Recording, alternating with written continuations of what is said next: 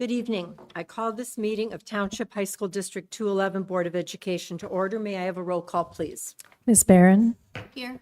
Mr. Bradley? Ms. Cavill? Mr. Dombrowski? Here. Mr. McGowan? Here. Mr. Rosenblum? Here. Mrs. Klimkowitz? Here. Would everyone please stand and join me in the Pledge of Allegiance?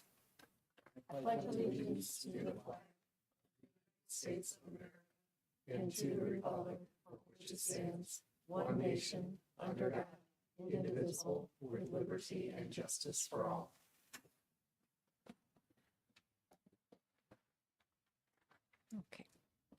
Thank you. That takes us to our next item, and the recommended action is that the board enter closed session to discuss minutes of meetings lawfully closed under the Open Meetings Act and appointment, employment, compensation, discipline, performance, or dismissal of specific employees. May I have a motion, please? So moved. Second. Any discussion? Roll call, please. Ms. Barron? Aye. Ms. Cavill? Aye. Mr. Dombrowski? Aye. Mr. McGowan? Aye. Mr. Rosenblum? Aye. Mrs. Klimkowitz? Aye. Motion carries.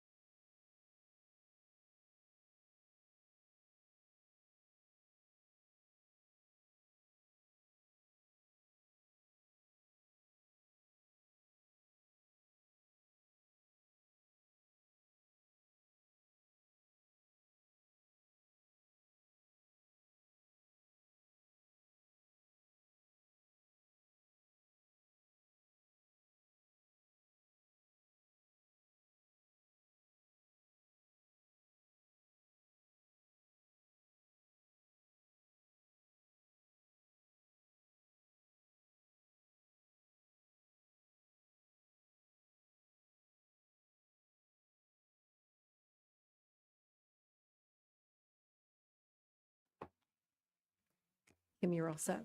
Yeah. Okay. The recommended action is that the Board of Education return to open session. May I have a motion, please? So moved. Any discussion? Roll call, please. Ms. Barron, Aye. Ms. Cabell, Aye. Mr. Dombrowski, Aye. Mr. McGowan, Aye. Mr. Rosenblum, Aye. Mrs. Klimkowitz. Aye. The motion carries. The next is, everyone please stand and join me in the Pledge of Allegiance. All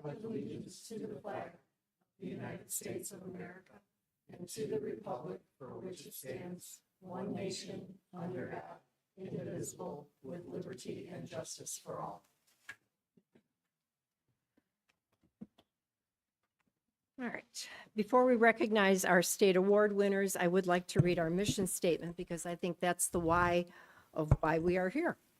Township High School District 211 serves the needs of our diverse community by providing relevant and rigorous learning experiences, opportunities for involvement, and strong support systems that empower all students to reach their full potential.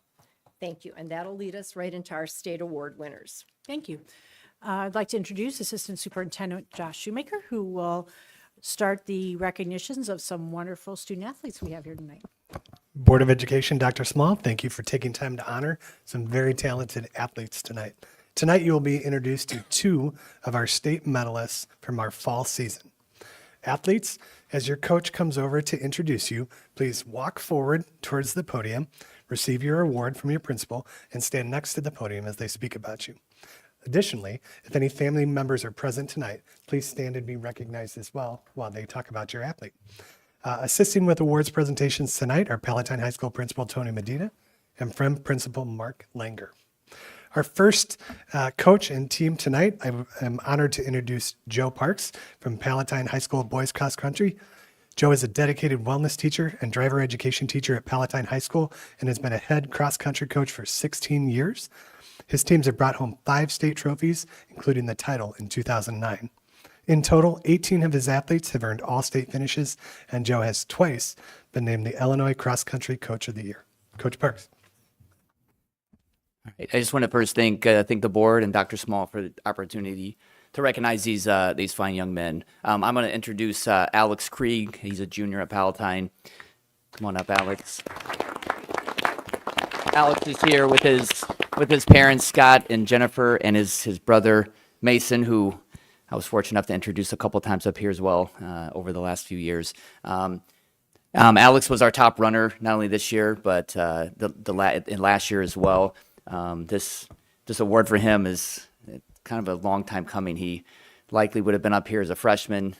He got sick before the state meet. And then last year as a sophomore, he qualified, but had an unfortunate run-in with an electrical box on the course that was not very well marked. But, he's a model of persistence and consistency. Alex's run, I'll let him say, how many days is it? Over 1,100. He's like over 1,100 straight days in a row that this young man has run. He's not missed an entire day in high school. And that's just a part of what makes him who he is.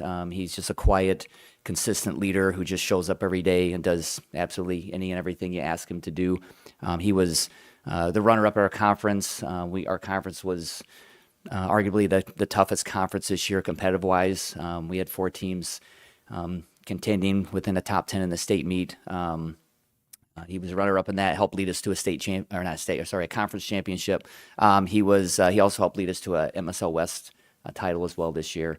He's not done, so I look forward to hopefully the opportunity to bring him up here again over the next few seasons. So, all right, thank you.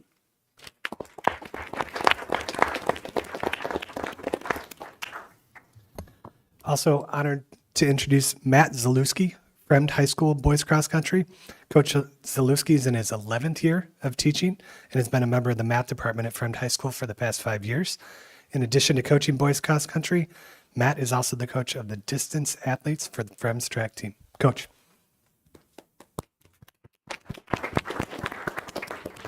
First of all, again, thank you, Dr. Small, on the board for allowing us to recognize these amazing athletes, and to Coach Parks and Alex and the entire Palatine team.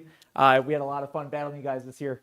As he talked about their West title and the conference title, we were able to take the regional from them. So that was a lot of fun to compete against them this year. I'm here today with his father, Maury, his mother, Megan, and grandmother, Judy, his friend, senior, Rory Gann.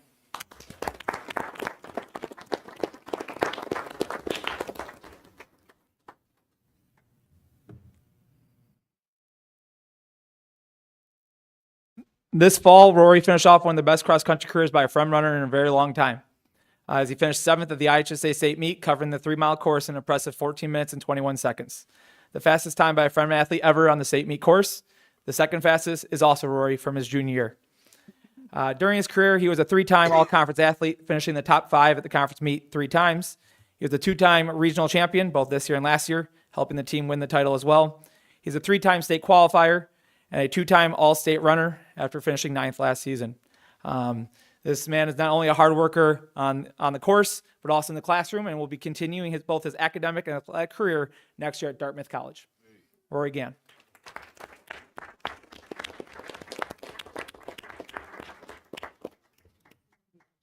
Pardon me? Pictures very briefly. Did already? We need to do pictures. Okay. All right.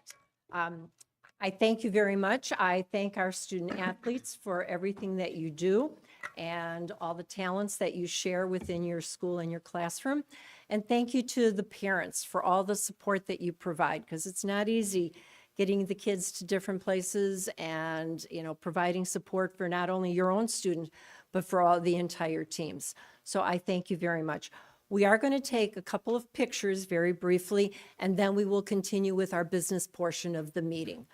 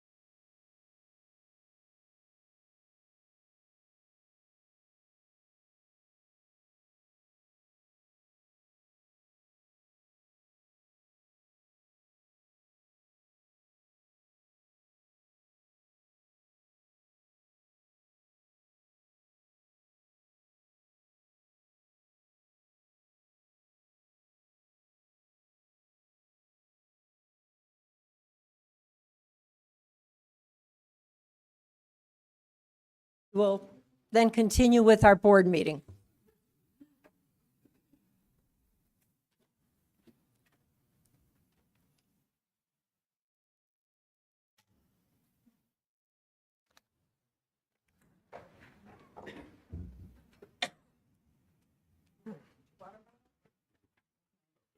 Okay, our next item on the agenda is public comments, and the board welcomes you and is pleased to listen to your comments this evening.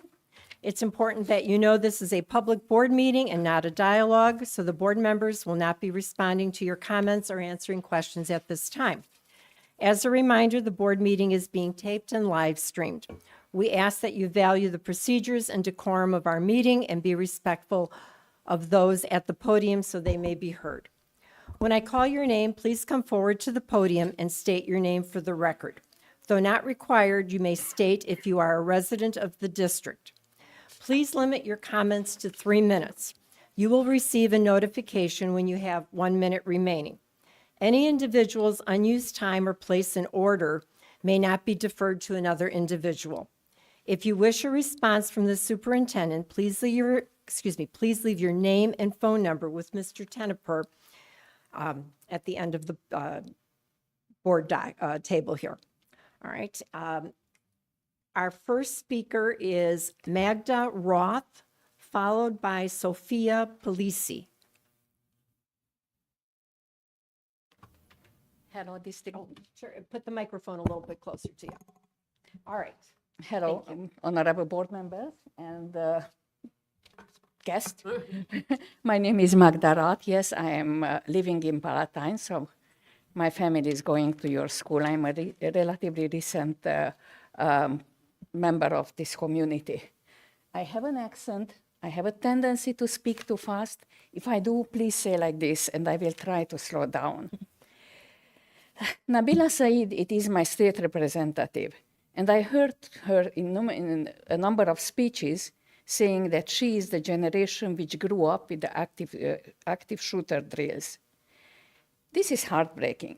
Unfortunately, the solution what we hear from a number of politicians is transforming schools in fortresses and teachers and faculty in armed marksmen. United States has by far the highest number of guns per civilian in the world, about 120 per 100 residents. Second Amendment is sacrosanct. It really it is. But if somebody wants to go hunting, be my guest. But hunting people is not allowed, is not a good idea, and it creates tremendous problem. According to the Declaration of Independence, which I had to learn when I got my citizenship, we have the inalienable right to life, liberty, and happiness, to life. Your right to have a gun does not override my right to have a life. In June 2018, I was participating in a voter registration program at San Sabina Church in the South Side, and a number of young people from Parkland, Florida, who had a shooting in their school a few months before, came to talk. They established the March for Our Life, and we have representatives of the chapter in this area. To my knowledge, it is the first time that the You have group 1 of minute stu- remaining. 1 minute. Oops, okay. I was always impressed of the students, how much they care not only about their situation, but about other situations. Shootings occur all over. There are a number of organizations which fight against guns and shooting. The only way to change it is through legislation. And the only way to affect legislation is by vote. So please, we need citizens, young people who know their rights, who are convinced to vote, who are informed voters. Voting, it is the solution. Thank you. Thank you. Sophia Polisi, followed by Jessica Hinkle.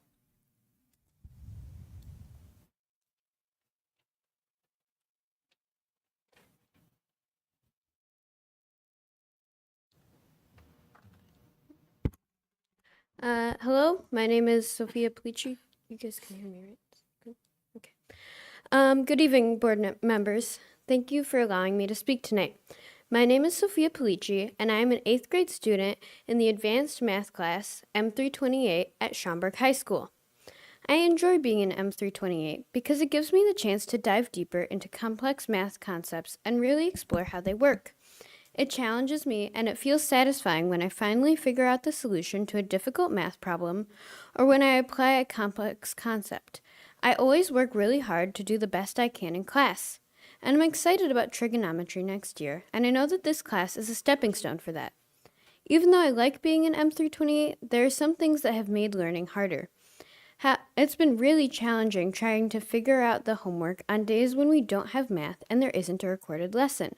It's frustrating and slows me down because instead of learning the methods in class, I often have to figure out how to solve the problems on my own.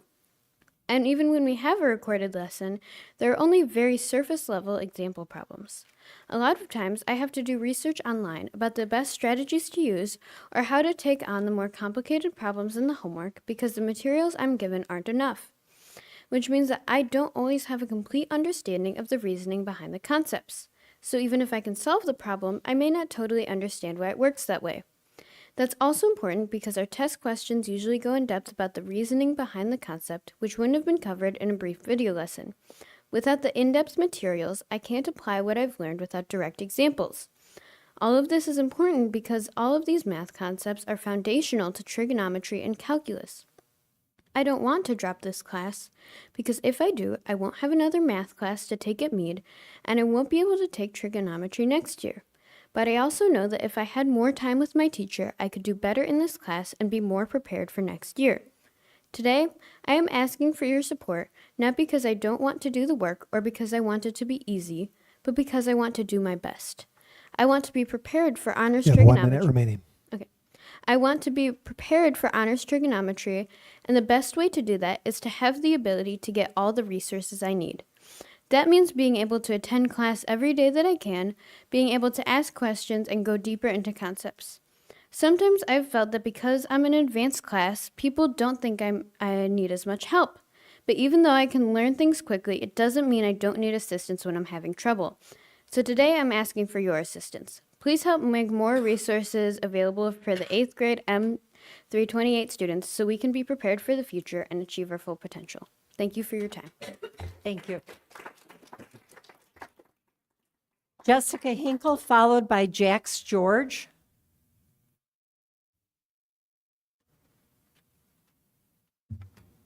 Hello, good evening. My name is Jessica Hinkle. I am a Schaumburg High School parent, and obviously a member of the community. So why I'm here today is that this is a request to any of the board members who are here today to add a board member accountability policy discussion to new business. As you're all aware, you took an oath to serve the students in the community as elected board members and to properly represent the community on important discussions leading to decision-making. Attendance and commitment is critical.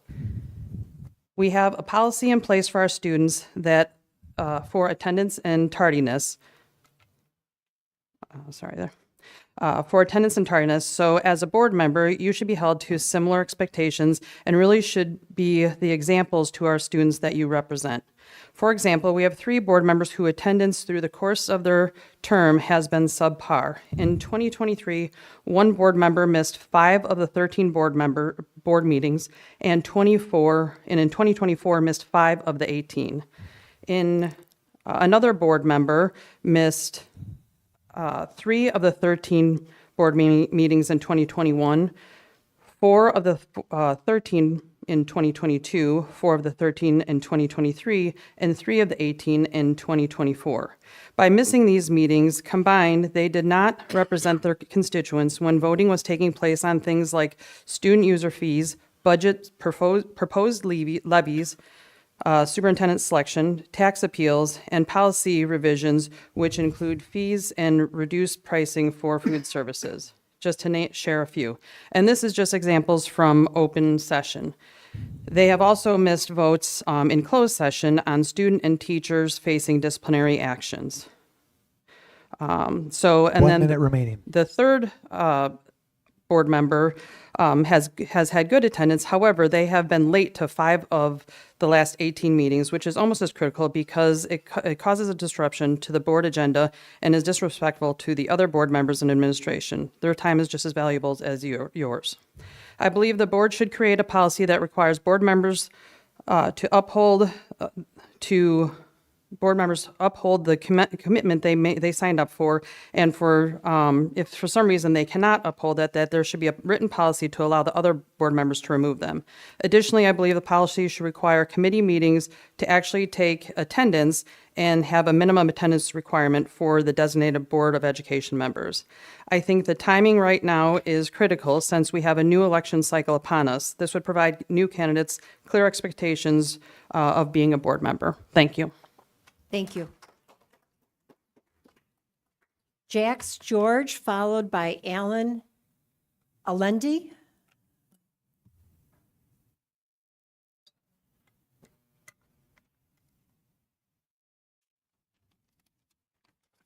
Hello, my name is Jax George, and I'm speaking as one of the many representatives from Marshall Palatine here today. So I'm a former graduate of Palatine High School. I graduated in the class of 2024. And I've been a co-lead of March Our Lives Palatine for the last 2 years. March Our Lives Palatine is a local chapter of March Our Lives, which is a national youth-led grassroots movement hoping to end the epidemic of gun violence through youth civic engagement and youth activism.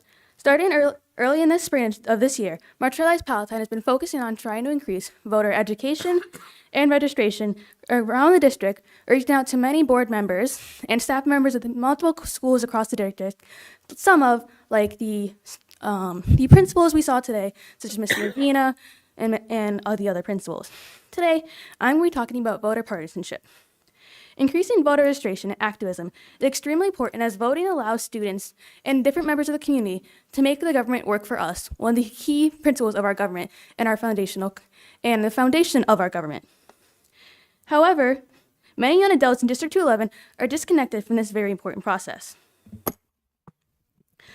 There is little information given to students, whether very rare talks about how to vote or almost obsolete discussion about anything political in class due to fears of being partisan. While it's understandable in this day and age to be concerned with being partisan, the students of District 211 are the future leaders, politicians, and activists of this generation and of this country.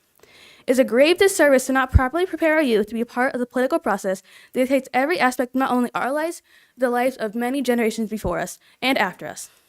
Therefore, we can no longer exclude voter registration and education from our curriculum under the guise of not being partisan. What is key to understand that we are not asking for students and staff to hold potentially heated and controversial conversations regarding voting and different processes in the political process and happenings. What we are asking for is for students and staff to be able to talk about political process outside the foundation of our government, such as the constitutional setup of Congress and voting. As a District 211 needs to better equip students through discussions, curriculum, and drives aimed at teaching how the political process personally affects us all. For example, there should be information on how to register to vote, how to use mail-in and absentee ballots, and what offices and positions are typically on the ballot in our area. And there should be yearly voter registration drives at every school across the district to ensure that students have access to all this information and are able to answer their questions. All this is essential in order to be able to create the best educated individuals in our district. And I personally urge you not only to hear out not only my comments, but the comments of the other speakers today, but to take action and make change to ensure that we have the best chance to be the most informed citizens possible. Thank you for your time and consideration. Thank you. Alan Alendi, followed by Isabella Amana. Good evening, board members. My name is Alan Allende. I'm a senior at Palatine High School, and this is my first year as a co-lead for March for Our Lives Palatine. Growing up, I didn't have the resources or encouragement I needed to fully understand the importance of voting or even how to register. I remember being in class where voter registration was covered briefly in a student-led presentation. It was presented once and then never mentioned again. For those who didn't qualify to vote yet, it felt irrelevant. So many didn't pay attention. Outside of that single presentation, there were no additional discussions, no follow-ups, and no real emphasis on how important voting is. Even in conversations with my peers, especially those of Latino descent, voter registration and civic engagement felt like an afterthought, something ignored rather than prioritized. The schools weren't doing enough to make this information accessible and impactful, and it left many of us unprepared. This experience highlights a significant issue. Our schools aren't doing enough to ensure every student is included and empowered to vote. Currently, there are insufficient sustainable resources and little emphasis on voting as an important part of our lives as Americans. This gap must be addressed by both teachers and administrators. Not only that, but equitable consideration must be given to students of color and those in STEM tracks, since it's statistically proven that students from these backgrounds don't contribute as much as other student populations. Every student deserves to learn about their rights, the voting process, and the importance of their voice in our democracy. To fix this, there needs to be a clear and thorough process to guide young adults through voter registration, ensuring they fully understand the significance of their participation in democracy. Addressing racial inequalities in access to voting is crucial, and efforts must be made to put an end to these gaps. It's important to emphasize to students that their vote is their voice and it has an impact. This is fundamental to civic engagement. You have 1 minute remaining. Schools should prioritize educating students about the voting process, possibly through a required curriculum component, such as incorporating voting education into social studies classes, which all students take throughout high school. These efforts will then ensure all students receive the resources and knowledge to participate fully in the voting process. I appreciate your patience and consideration. Have a good night. Thank you. Isabella Amana, and then followed by Yuna Lee. Please. Good evening, board members. My name is Isabella Manye, and I'm a senior at Remd High School and a co-lead for March for Your Lives Palatine. I'm here today to share a student perspective on an issue that impacts not just individuals, but the future of democracy as a whole. Yet, in schools, the truth is often overlooked. Little emphasis is placed on voting as a core part of the American identity. Students learn about the Constitution, landmark elections, and key historical moments, but we rarely connect these lessons to the role we play in shaping the future through voting. Many of us feel uncertain and disconnected when it comes to the voting process. One of the most significant gaps in voter education is equitable access, especially for students of color and those on STEM tracks. While civic education is mandatory for graduation, students pursuing STEM often have demanding schedules that leave little room for civic engagement beyond the required curriculum. As a result, they may graduate without the same opportunities to engage deeper discussions about voting and democracy. And for students of color, the challenge is even more profound due to the systematic inequities that create additional barriers in accessing accurate voter information.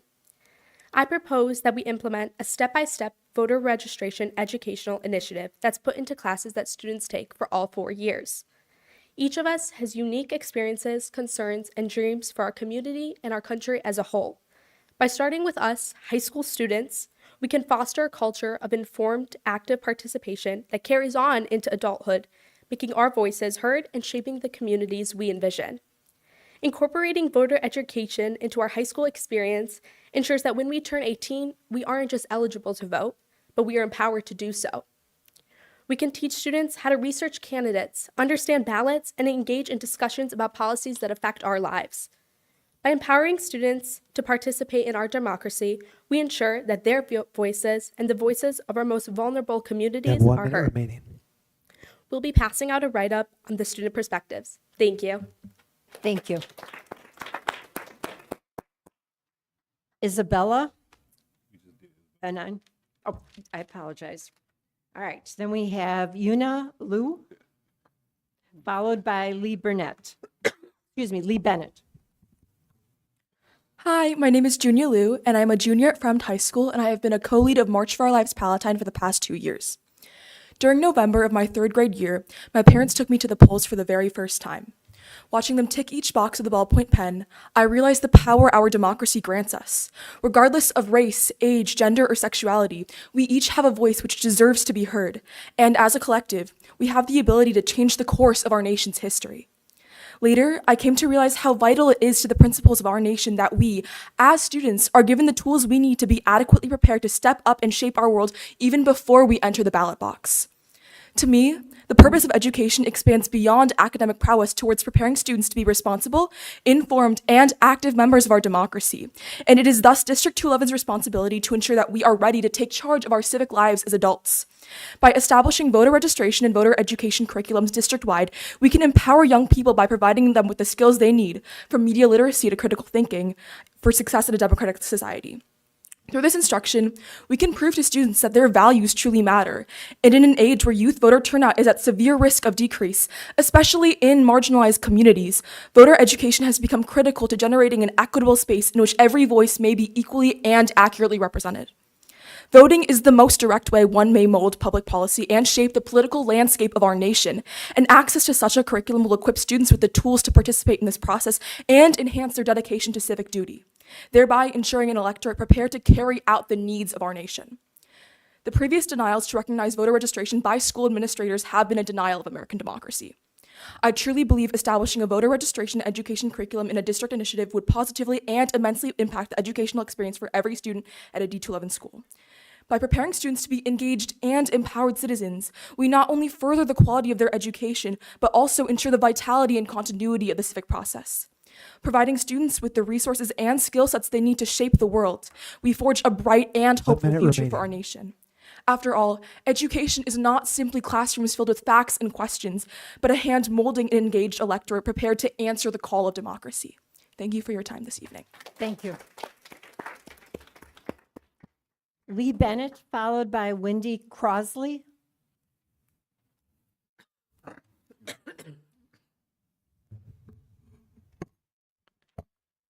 Hello, Dr. Small, Mr. Schumacher, board, staff, and community. I'm Lee Bennett, father of an education major. Our schools have an underperforming group not mentioned in the district equity metrics.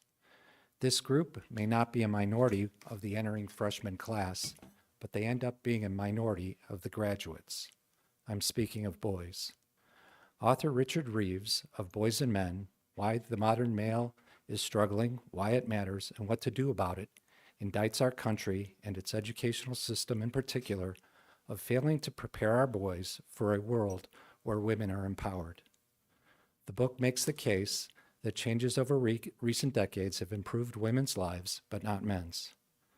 For example, the rate of participation in the workforce has steadily fallen from 80% in 1970 to under 68%, and wages have been flat for the median male worker. Studies show that many efforts to improve our education have worked, but only for the girls. Reeves and I don't want to make America great again by returning to the social structures of the 1950s. Instead, we feel our society will be better off when empowered women have the choices that include partnering with a capable man. The best known metric for how our education system has shifted is the enrollment ratio in college. Advocates insisted that Title IX regulations were needed to address the 60-40 advantage men held. It took about a decade for this metric to reach parity and 25 years for the ratio to flip. Changes have been much slower over the last 25 years, but the trend towards even greater share of women in colleges continues. Among other things, Reeves recommends investing in a Men Can Heal initiative to promote the faster-growing, female-dominated fields of health, education, administration, and literacy to boys. This effort would be modeled after programs that promote high-paying STEM careers to girls.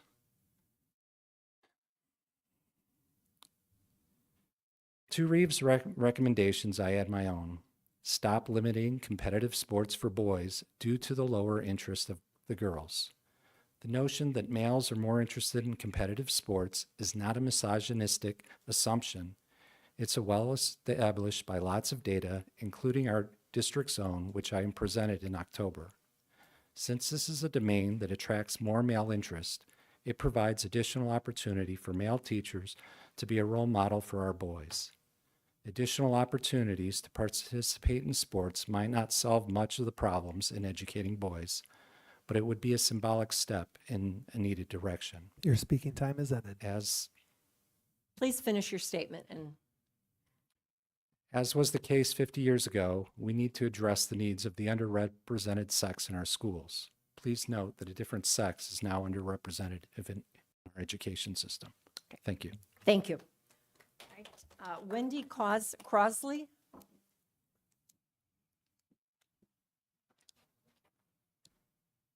Good evening, Wendy Crosley, resident. Good evening, board members. I first want to thank you for your commitment to the students and the community. I'm here as a concerned parent and would like to discuss the challenges faced by 8th grade students enrolled in the advanced math program at Schaumburg High School, and to seek your support in helping this program live up to what it was always intended to be, an opportunity for some of the best and brightest mathematics students to excel and achieve their full potential. The way the program has been implemented has created some unintended challenges and gaps for these 8th grade students. After the start of the semester, our family was surprised to learn that because of the different schedules across the districts and transportation logistics, 8th grade students would miss 12 math classes each year, as well as part of their class time at the junior high school each day, which amounted to over 50 class hours lost. As the school year progressed, our students shared some of the challenges you heard tonight when they can't attend math during late start days like their high school peers. Eighth grade students are held to the same standards as their high school peers, but do not have the same access to resources, and there are no other adjustments to their curriculum to address these gaps. Early in the semester, we shared our concerns with the school and district officials, and we were advised that options would be explored to better support students and address these issues. Unfortunately, as the end of the semester approached and students had missed 6 days of math class, there had been no updates to students or families and very little progress. So today, I'm here to respectfully ask you, our board, to please help students receive the resources and support they need to be able to achieve their academic goals. As a parent, I know 1 minute remaining. that I don't fully understand the complexities of the board system and the education system. However, I trust that this board, administration, and educators at both districts are intelligent and dedicated individuals. We ask that the board encourage that collaboration and help identify short-term and long-term solutions, such as allowing students to attend math class on late start days, even if this requires some coordination with District 54, consistently providing asynchronous materials for these students, and on a long-term basis, ask the board to consider creating a policy that would allow future 8th grade students to take the class in District 54 and receive high school credit. Throughout this process, I've always believed that educators and administrators want what is best for students. I ask that you consider what is best for students today and support 8th grade students in Math 328. Thank you. Thank you.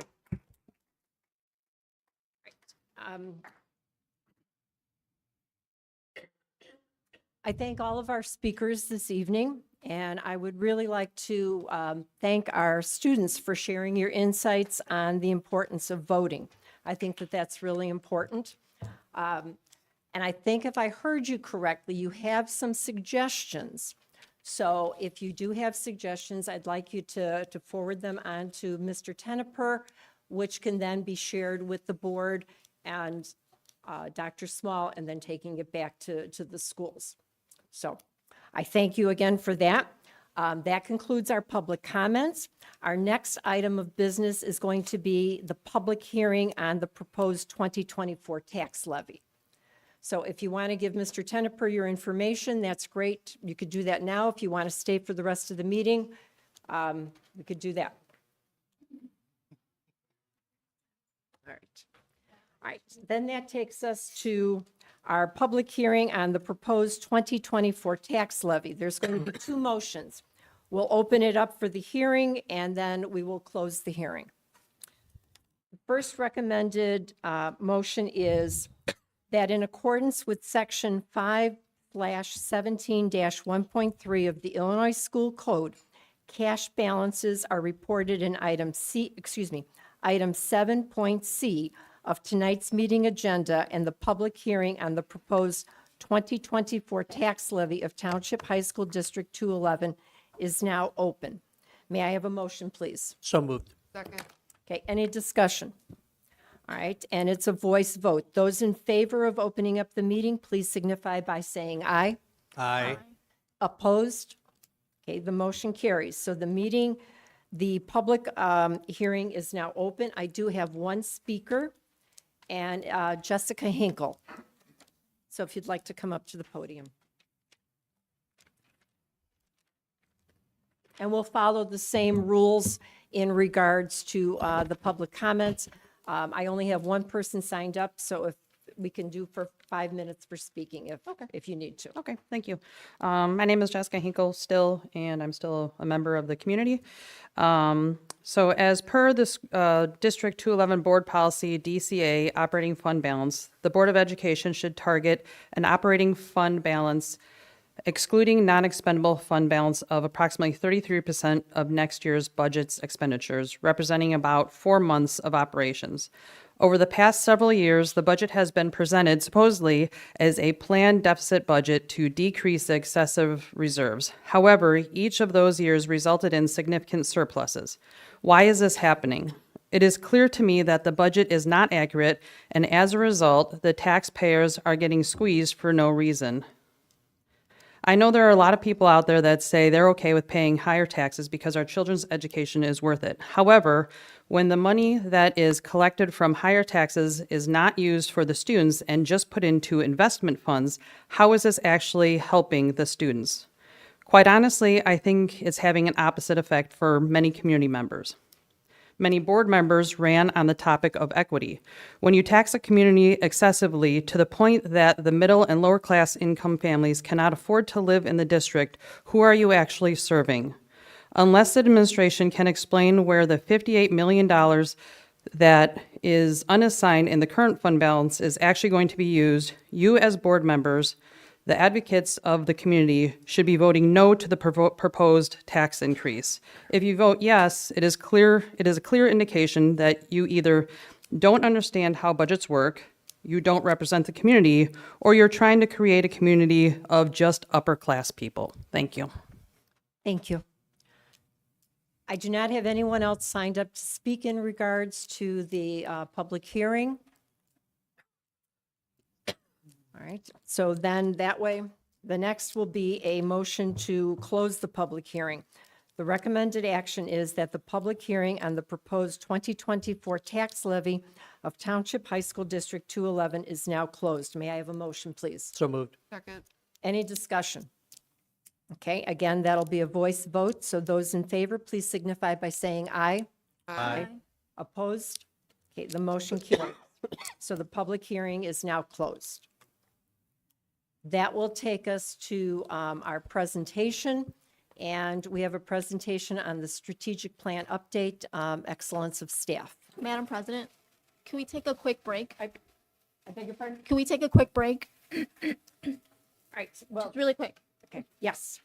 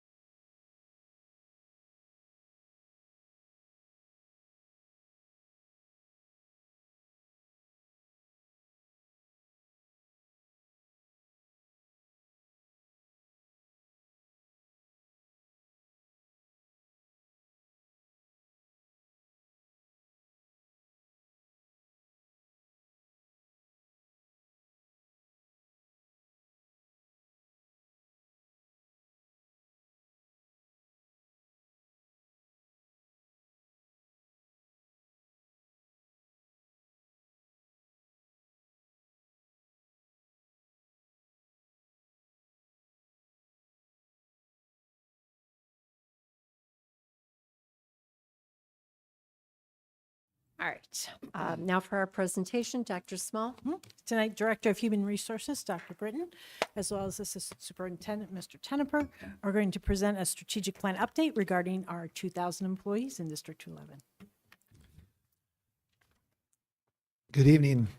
During the development of our strategic plan, District 211's excellent staff was frequently noted by all stakeholder groups as one of the district's strongest resources. Consequently, one of the 10 goals in the strategic plan is devoted to developing and nurturing this resource. This is an acknowledgement that our staff is a critical piece in carrying out the mission of our organization. Goal number 8 reads like this: All students will have exceptional learning opportunities through the retainment and development of a highly effective staff.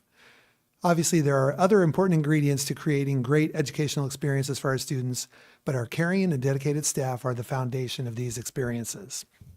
Within Goal 8, there are 3 indicators that we will talk about tonight: professional development and growth, staff wellness support systems, and hiring a diverse staff. Each of these indicators plays an important role in ensuring that our staff continues to be one of our greatest strengths for years to come. A deep pool of talented teachers cannot be guaranteed, especially with signs pointing to educator shortages in the years to come. So we are taking steps to address our future shortages by focusing on the resources that are accessible to us right now, our students and our staff. At our last board meeting, you heard a presentation by Michelle Napier and Josh Shoemaker on post-secondary success and our career pathways. For the education pathway, District 211 provides a series of courses that allow students to explore education as a career. And in these courses, students spend over 60 hours in hands-on learning environments in our in-house preschool labs, in the District 15 or 54 classrooms, and even District 211 classrooms. These experiences solidify students' interests in education as a career, as well as prepare them for the journey of becoming a teacher. In October of this year, Mrs. Napier coordinated an event hosted at Northern Illinois University for 250 District 211 students interested in becoming educators. I want to clarify, this wasn't an event at Northern Illinois for any school to attend. Our district planned and facilitated this event exclusively for our students. At this event, students were able to get a closer look at various careers in education, collaborating with professors and college students to learn more about the preparation and support a prospective educator receives during their undergraduate experience. And then also, when the strategic plan began 3 years ago, we began a senior exit survey to identify those graduates with an interest in a career in education. And the first cohort of those graduates will be seniors next year. So this spring, we will be reconnecting with these alumni to position them well to begin a career, potentially in District 211. And then under our staff-based initiatives, we focused on fostering professional growth through strategic partnerships. We have a number of teacher assistants who are currently working toward their professional educator license, most of which are in high needs areas like ESL or bilingual and special education. Universities like National Louis and companies like Bloomboard have set up effective programs to address teacher shortages by designing programs that allow for short-term licensures in areas of high need. To thrive as a learning organization, we must continually evolve and adapt to the rapidly changing world. We crafted a broad goal to allow flexibility in addressing the emerging needs, many of which were unforeseen even 3 years ago. For instance, we could not have foretold the very significant increases we have seen in our students with English language learning needs.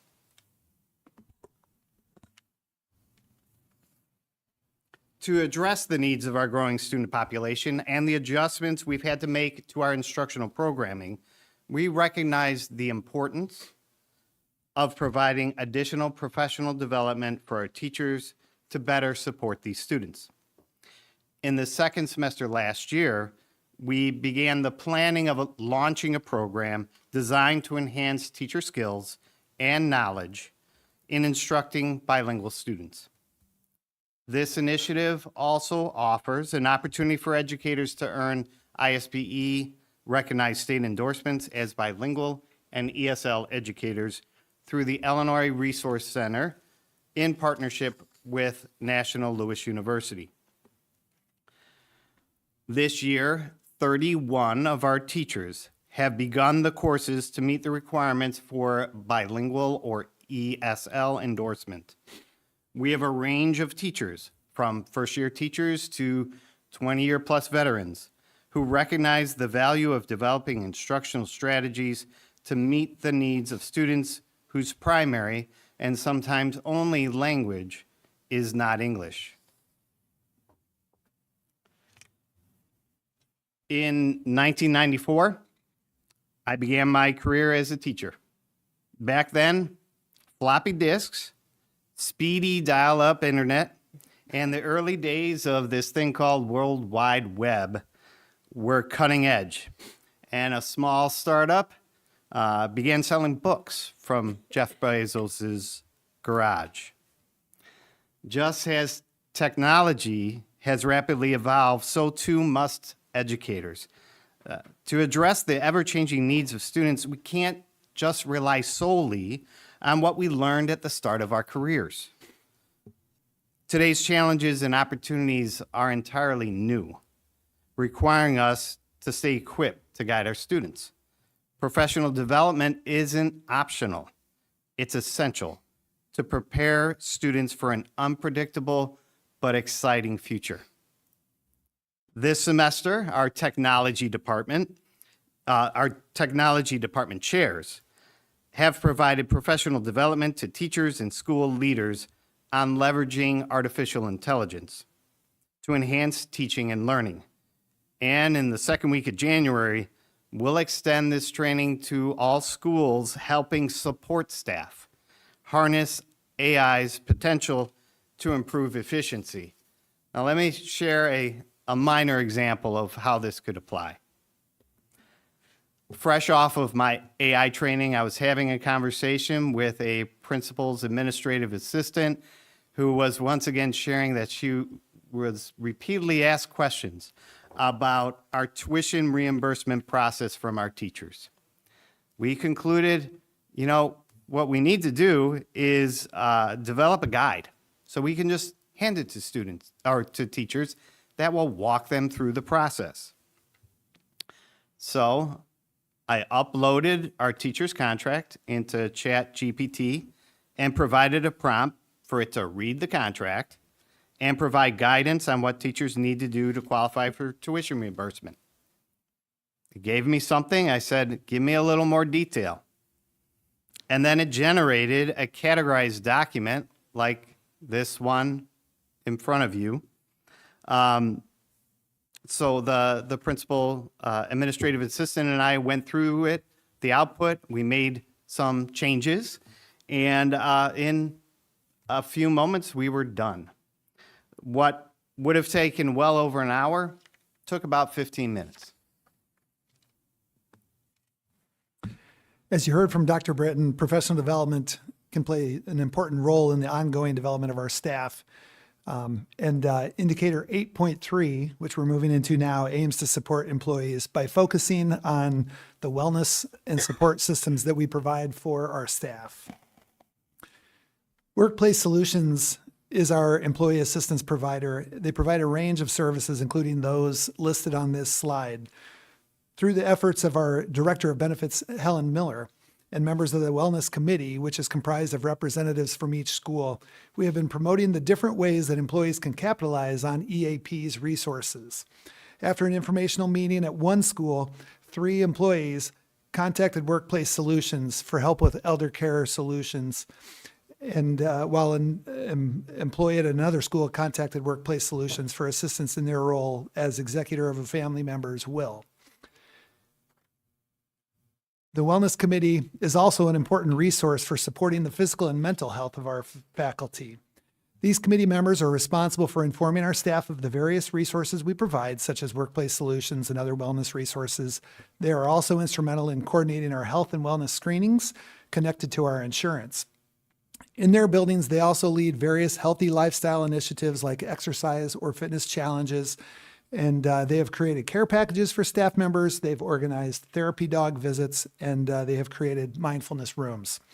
At Hoffman Estates High School, Wellness Coordinator Wade Heisler provides the staff at his school with a monthly newsletter, as you can see on the screen, and he organizes regular informational sessions about wellness initiatives that he calls firesides. He's also created an after-school workout group for staff that meets twice a week, while providing resources for teachers to use at home with their family on nutrition counseling and family activities. Mr. Heisler explains that he wants the teachers at Hoffman Estates to model healthy behaviors in front of students so that they begin to understand that wellness is a lifelong pursuit. Recruitment remains a critical focus for our district. We've refined our strategies by expanding efforts to reach historically underrepresented groups and leveraging social media to reach a broader audience. Our efforts have resulted in progressive increases in the applicants of color, which in turn has helped us in meeting the goal of diversifying our staff. This summer, we held our second annual District 211 Job Fair and used multiple platforms to advertise it, including using video ads like this. At District 211, we're dedicated to making sure students have the knowledge and skills needed to reach their full potential. Every employee is part of this effort. We're hiring now for food service workers, bus drivers, teachers' assistants, custodians, and more. Make a difference. Create your story here. Since setting this goal, we've made steady progress, meeting our target last year and actually exceeding it this year.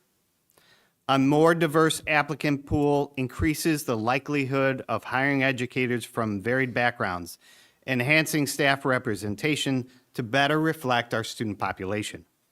This diversity brings broader perspectives, enriches the educational environment, and promotes equity. The data underscores the value of ongoing efforts to attract diverse candidates and highlights our progress even as we work toward achieving full proportional representation. This chart shows our current student demographics and compares it to our educators.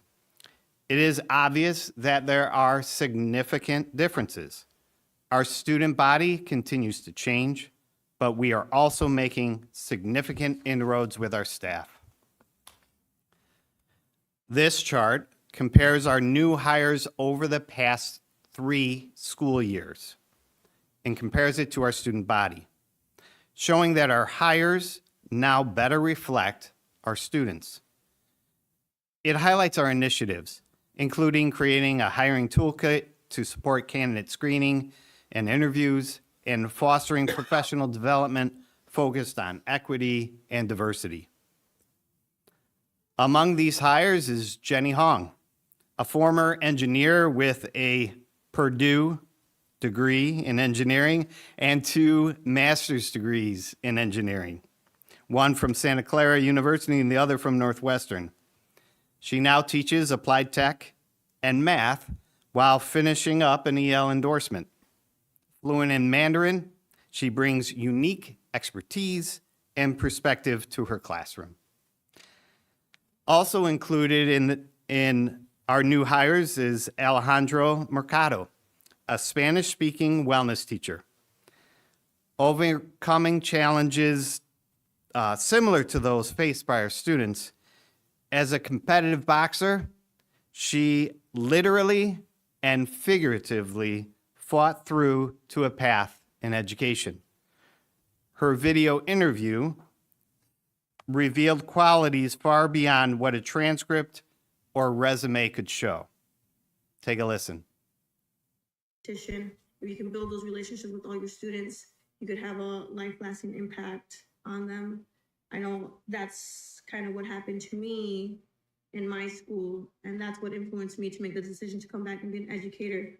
I was a student who was not interested in academics, and it took one PE teacher to come into my life and tell me that I could do it and I had leadership skills and I was capable of anything I set my mind to. And they said it to me enough times that I finally started believing it myself and came a long way. And I think that's where you define success as a teacher, is building relationships with your students that could have lifelong impact and even life-altering impacts on them.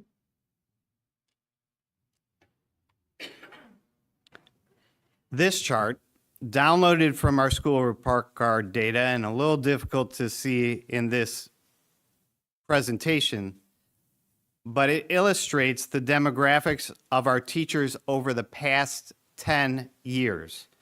Historically, our teacher demographics have remained unchanged, staying at 88% white for many years, well before even the time frame shown in this chart.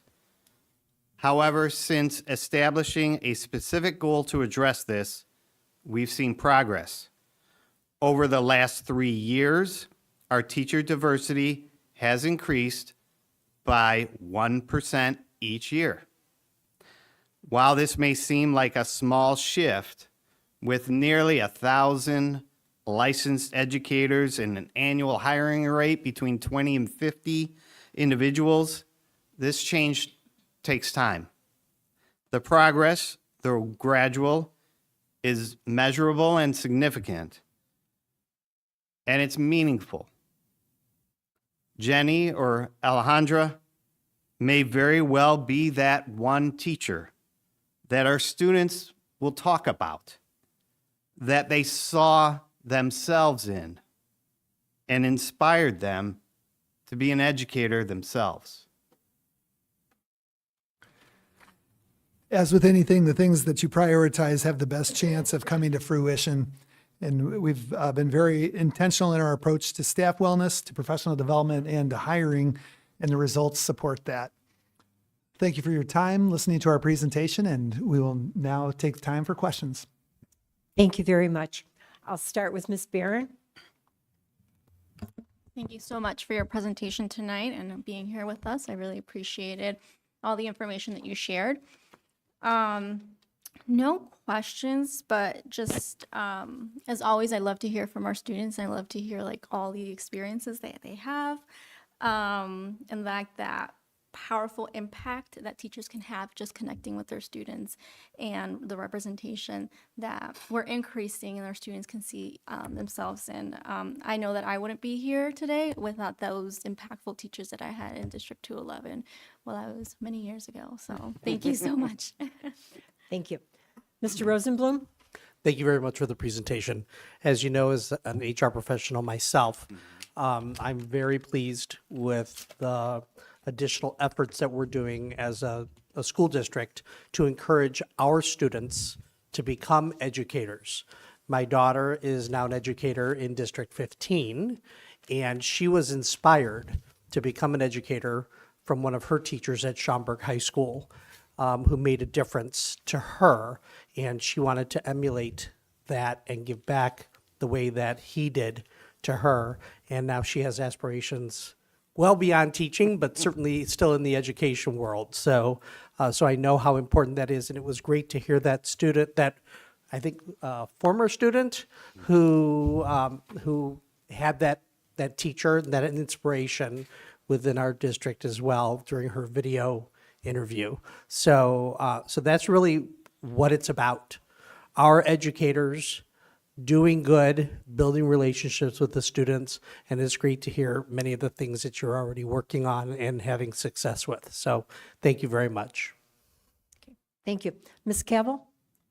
Thank you for the presentation. I reflect previous comments. I do want to ask you to pass on my congratulations to Michelle Napier for that event that she organized, which sounds phenomenal. I knew I wanted to be a teacher when I was a sophomore in high school because of a teacher, not from here, downstate, but a similar philosophy and experience. So that was great. But that sounds like a huge achievement. So fantastic to her.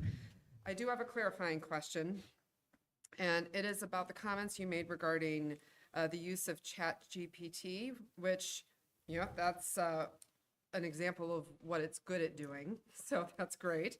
I just want to make sure to clarify, when you put our contract in, you were using our ChatGPT enterprise portal, right? Absolutely. So we're going to clarify for the community that it's not just the go to OpenAI and use their publicly available model. And I just wanted to make sure that on the record that that's what we're doing, right? We're using the in-house. Yes. And that's important to clarify, of course, because you know, part of that commitment is that it stipulates that the data we put in, such as our employment contract, is not going to be used to train any of OpenAI's generative AI projects. So I'm pleased to hear that. That's fantastic. And thank you again for the presentation. There's a lot of exciting stuff going on. Okay. Thank you. Mr. Dombrowski? Thank you. The information was thorough, well presented. I'm torn because obviously there's not enough engineers out there, and you're poaching the best, obviously, Purdue educated engineers, but congratulations on acquiring a Purdue engineer.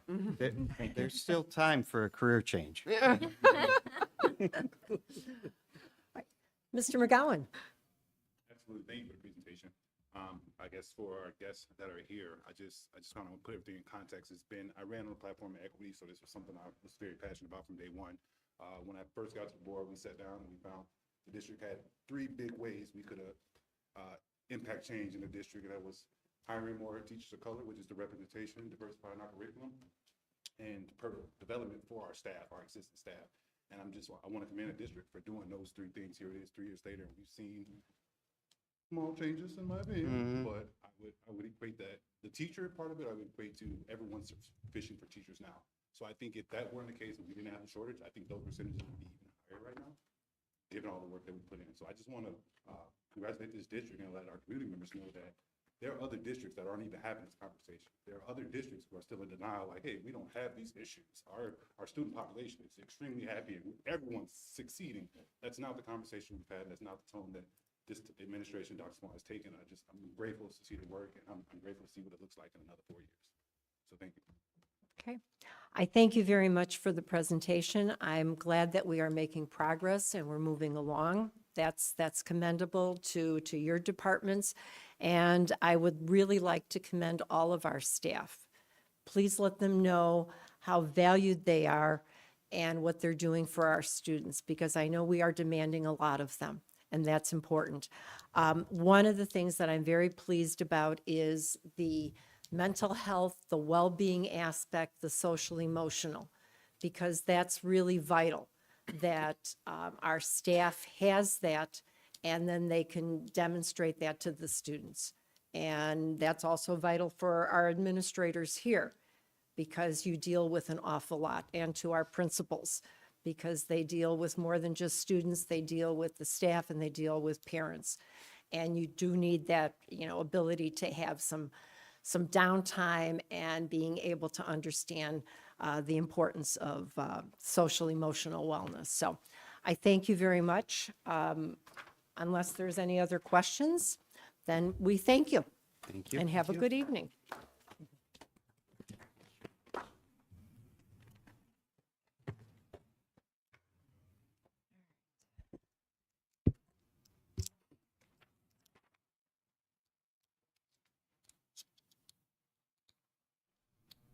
All right, that is going to take us to our consent agenda items. And I do have one request of an item to be removed. Are there any other requests for removal of an item?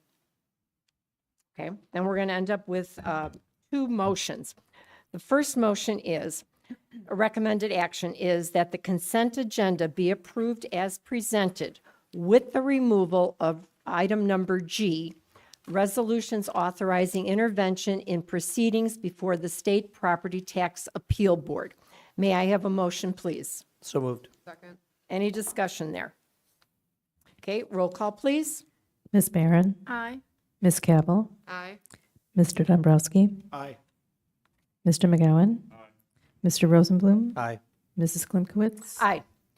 All right, the motion carries. The next recommended action is item letter G, and the recommended action is that the Board of Education approve the resolutions authorizing intervention in proceedings before the State Property Tax Appeal Board, which seek assessed valuation reductions in excess of $100,000 for property tax year 2023. Docket numbers 2023-30559, 2023-35416, 2023-34720, 2023-30589, 2023-23557, 2023-24036, 2023-31283, 2023-29165, and 2023-22113. And further authorize Francis as the Board of Education's legal representative to file requests to intervene appeal proceeding forms with the Property Tax Appeal Board on the properties for which the district receives notification of appeal. May I have a motion, please? So moved. Second. Okay, any discussion? Roll call, please. Ms. Barron, Aye. Ms. Cabell, Aye. Mr. Dombrowski, No. Mr. McGowan, Mr. Rosenblum, Aye. Mrs. Klimkowitz. Aye. The motion carries. That will then take us to our special reports and communication. We have some freedom of information there. And if there's no questions, then we'll move on to number 9, our unfinished business. And the first item of action, the recommended action, is that the Board of Education approve the amount of $275,822,000 as the 2024 levy for the Township High School District 211. May I have a motion, please? So moved. Second. Okay, any discussion? Yes. Dombrowski. Thank you, Madam President. I would ask that this board clarify to the community what money is important and what is not. This board will increase the levy amount 4.5% over last year. This is $11,792,000 more than last year. The last budget year ended with $10,846,260 in surplus. Why do we need $11,792,000 more than last year? When the rebates are paid to overassessed property owners and we vote to abate a recapture levy, why are those monies considered a relief and this increase tonight not? If we need $11.8 million tonight, why didn't we need $2,534,745 last December when the supplemental levy was abated? Why do we abate any money from a tax levy if in 2 years, when the district is sitting on over $57.8 million in unassigned monies, we will approve a look-back clause to add those dollars back in anyway? This is not property owner relief. This is an unchecked greed by an entitled administration that requires this board to be the voice of victimized property owners. Why is the look-back monies more important than the recapture monies? Is one type of monies compounding in perpetuity and more oppressive to the tax base, and the other a single collection that has a temporary impact? The absolute worst part of this is that the information to make a reasonable assessment of district finances is presented clearly and acutely. It is only by complacency, lack of due diligence, and blind trust that prevents this Board of Education from balancing the needs of the district with fair and reasonable funding requests from the community. This levy is excessive. The documented financial reporting in today's agenda validates this position. To vote for this levy is either a result of ignorance or malice towards our community. Thank you. Dr. Small, is there anything you wanted to add in regards to the levy? I will speak to the property tax refund levy as detailed in the agenda in other communications, that as the Cook County Treasurer puts forth more information that we are just starting to get, this will be brought to the board in February to review and then see if they want to take any action on that. Okay, thank you. Any other comments? Madam President, my Yes, ma'am. comments to these matters have been repeated ad nauseum, as they are the same arguments that we continue to have over and over and over again. So just to briefly summarize, I don't believe that homeowners should be paying for the refunds of commercial and business owners' property taxes. That's something I'm unanimously opposed to. Speaking to the abatements of the particular levies mentioned in earlier remarks, as well as the fact that those remarks to me are only accurate if one eliminates all context of our various financial positions and 5-year projections, which to me does not represent sound financial decision-making, as budget projections and prospective costs of our various contracted employees and services, as I've spoken to at the last meeting, are things that we have to plan for rather than react to, as perhaps a business might be able to do on an annual basis. You know, we run a very different organization over here. But I'm not going to beat a dead horse. We'll have the same argument next year, and I look forward to tussling again. Thank you. Okay, thank you. Any other comments or questions? Yeah, if I Barron. may. I appreciate everybody's point of view. This is not it's not an easy decision. I think that all of us here take this very serious. We do our due diligence, we do our homework. I do not appreciate the name calling. I think that points can be made without name calling. And again, I think all of us do our homework and take this very serious. So thank you so much. Thank you. All right. I agree with Ms. Barron. Name calling at the board table of other board members is really unnecessary and uncalled for, and quite honestly, unprofessional. I want to make sure everybody realizes that not only are we elected officials and representatives of the community, we are part of the community. So whatever actions we take with regards to impacting our constituents, impact us as well. So I want everybody to keep that in mind. Okay, thank you very much. All right, any other comments? All right, then may I have a roll call, please? Mr. Dombrowski, No. Ms. Cabell, Yes. Mr. McGowan, Yes. Ms. Barron, Yes. Mr. Rosenblum, Aye. Mrs. Klimkowitz. Aye, the motion carries. Mr. McGowan, can you use the microphone so we make sure that your voice is heard? Okay, thank you very much. Right, then that takes us to the proposed policy revision, GCG, professional staff probation and tenure. The recommended action is that the board policy file GCG, professional staff probation and tenure policy, be modified as proposed and added as an active board policy on board docs. Further, that the superintendent be directed to make appropriate distribution. May I have a motion, please? So moved. Second. Okay, any discussion? Okay, roll call, please. Mr. Rosenblum, Aye. Ms. Cabell, Aye. Mr. Dombrowski, Aye. Mr. McGowan, Ms. Barron, Aye. Mrs. Klimkowitz. Aye, the motion carries. The next item is, the recommended action is that board policy file GHQB, custodial maintenance grievance procedures, be deleted as a board policy. Further, that the superintendent be directed to remove the policy from active status on board docs. May I have a motion, please? So moved. Second. Okay, any discussion? Roll call, please. Mr. McGowan, Aye. Ms. Barron, Aye. Ms. Cabell, Aye. Mr. Dombrowski, Aye. Mr. Rosenblum, Aye. Mrs. Klimkowitz. Aye, the motion carries. Next recommended action is that board policy file GIQB, cafeteria grievance procedures, be deleted as a board policy. Further, that the superintendent be directed to remove the policy from active status on board docs. May I have a motion, please? So moved. Second. Okay, any discussion? Roll call, please. Mr. Dombrowski, Aye. Mr. Rosenblum, Aye. Ms. Cabell, Aye. Mr. McGowan, Aye. Ms. Barron, Aye. Mrs. Klimkowitz. Aye, the motion carries.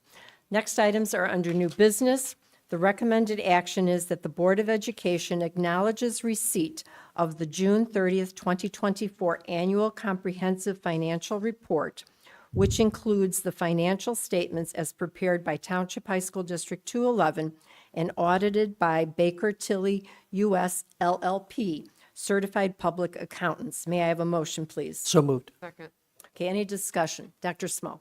In accordance with the requirements of the Governmental Accounting Standards Board, the district is required to have an independent audit of its financial records, including a test of financial controls completed on an annual basis. The firm of Baker Tilly recently completed the audit of the district's financial statements for the year ending June 30th, 2024, and have issued an opinion thereon. The district's annual comprehensive financial report, referred to as the ACFR, was prepared by Baker Tilly in cooperation with our business office. I am pleased to introduce to you Sebastian Dabrowski, who is here this evening on behalf of the board's accounting firm, Baker Tilly. He will present the Board of Education a brief review of our audit this evening. Thank you, Dr. Small, and thank you everyone for your time tonight. So Mike Malott, the partner on the audit who has spoken to you in the past, was unfortunately not able to make it tonight, but my name is Sebastian Dabrowski. I'm a senior audit supervisor with Baker Tilly, and I'm just going to go over briefly the results of the audit. Before I do want to thank Lauren, Barb, Kathy, members of the office, the business office, for all their help in getting the audit completed this year. It is a really big, heavy lift to prepare for the audit, respond to all of our supporting documentation requests on top of their day-to-day job responsibilities. So we really appreciate all that help in getting the audit completed and issued. So I'm not going to go into the specifics on the numbers. I'm just going to kind of go over the reports, what they are, what the results are. So the first I'll start with is the reporting and insights communication letter. So that's a letter from us, the auditor, to you, the governing body, that outlines the planned scope of the audit, what our responsibilities are as auditors, your responsibilities as a governing body. If there were any key financial statement finding matters or internal control matters, those would be outlined in here.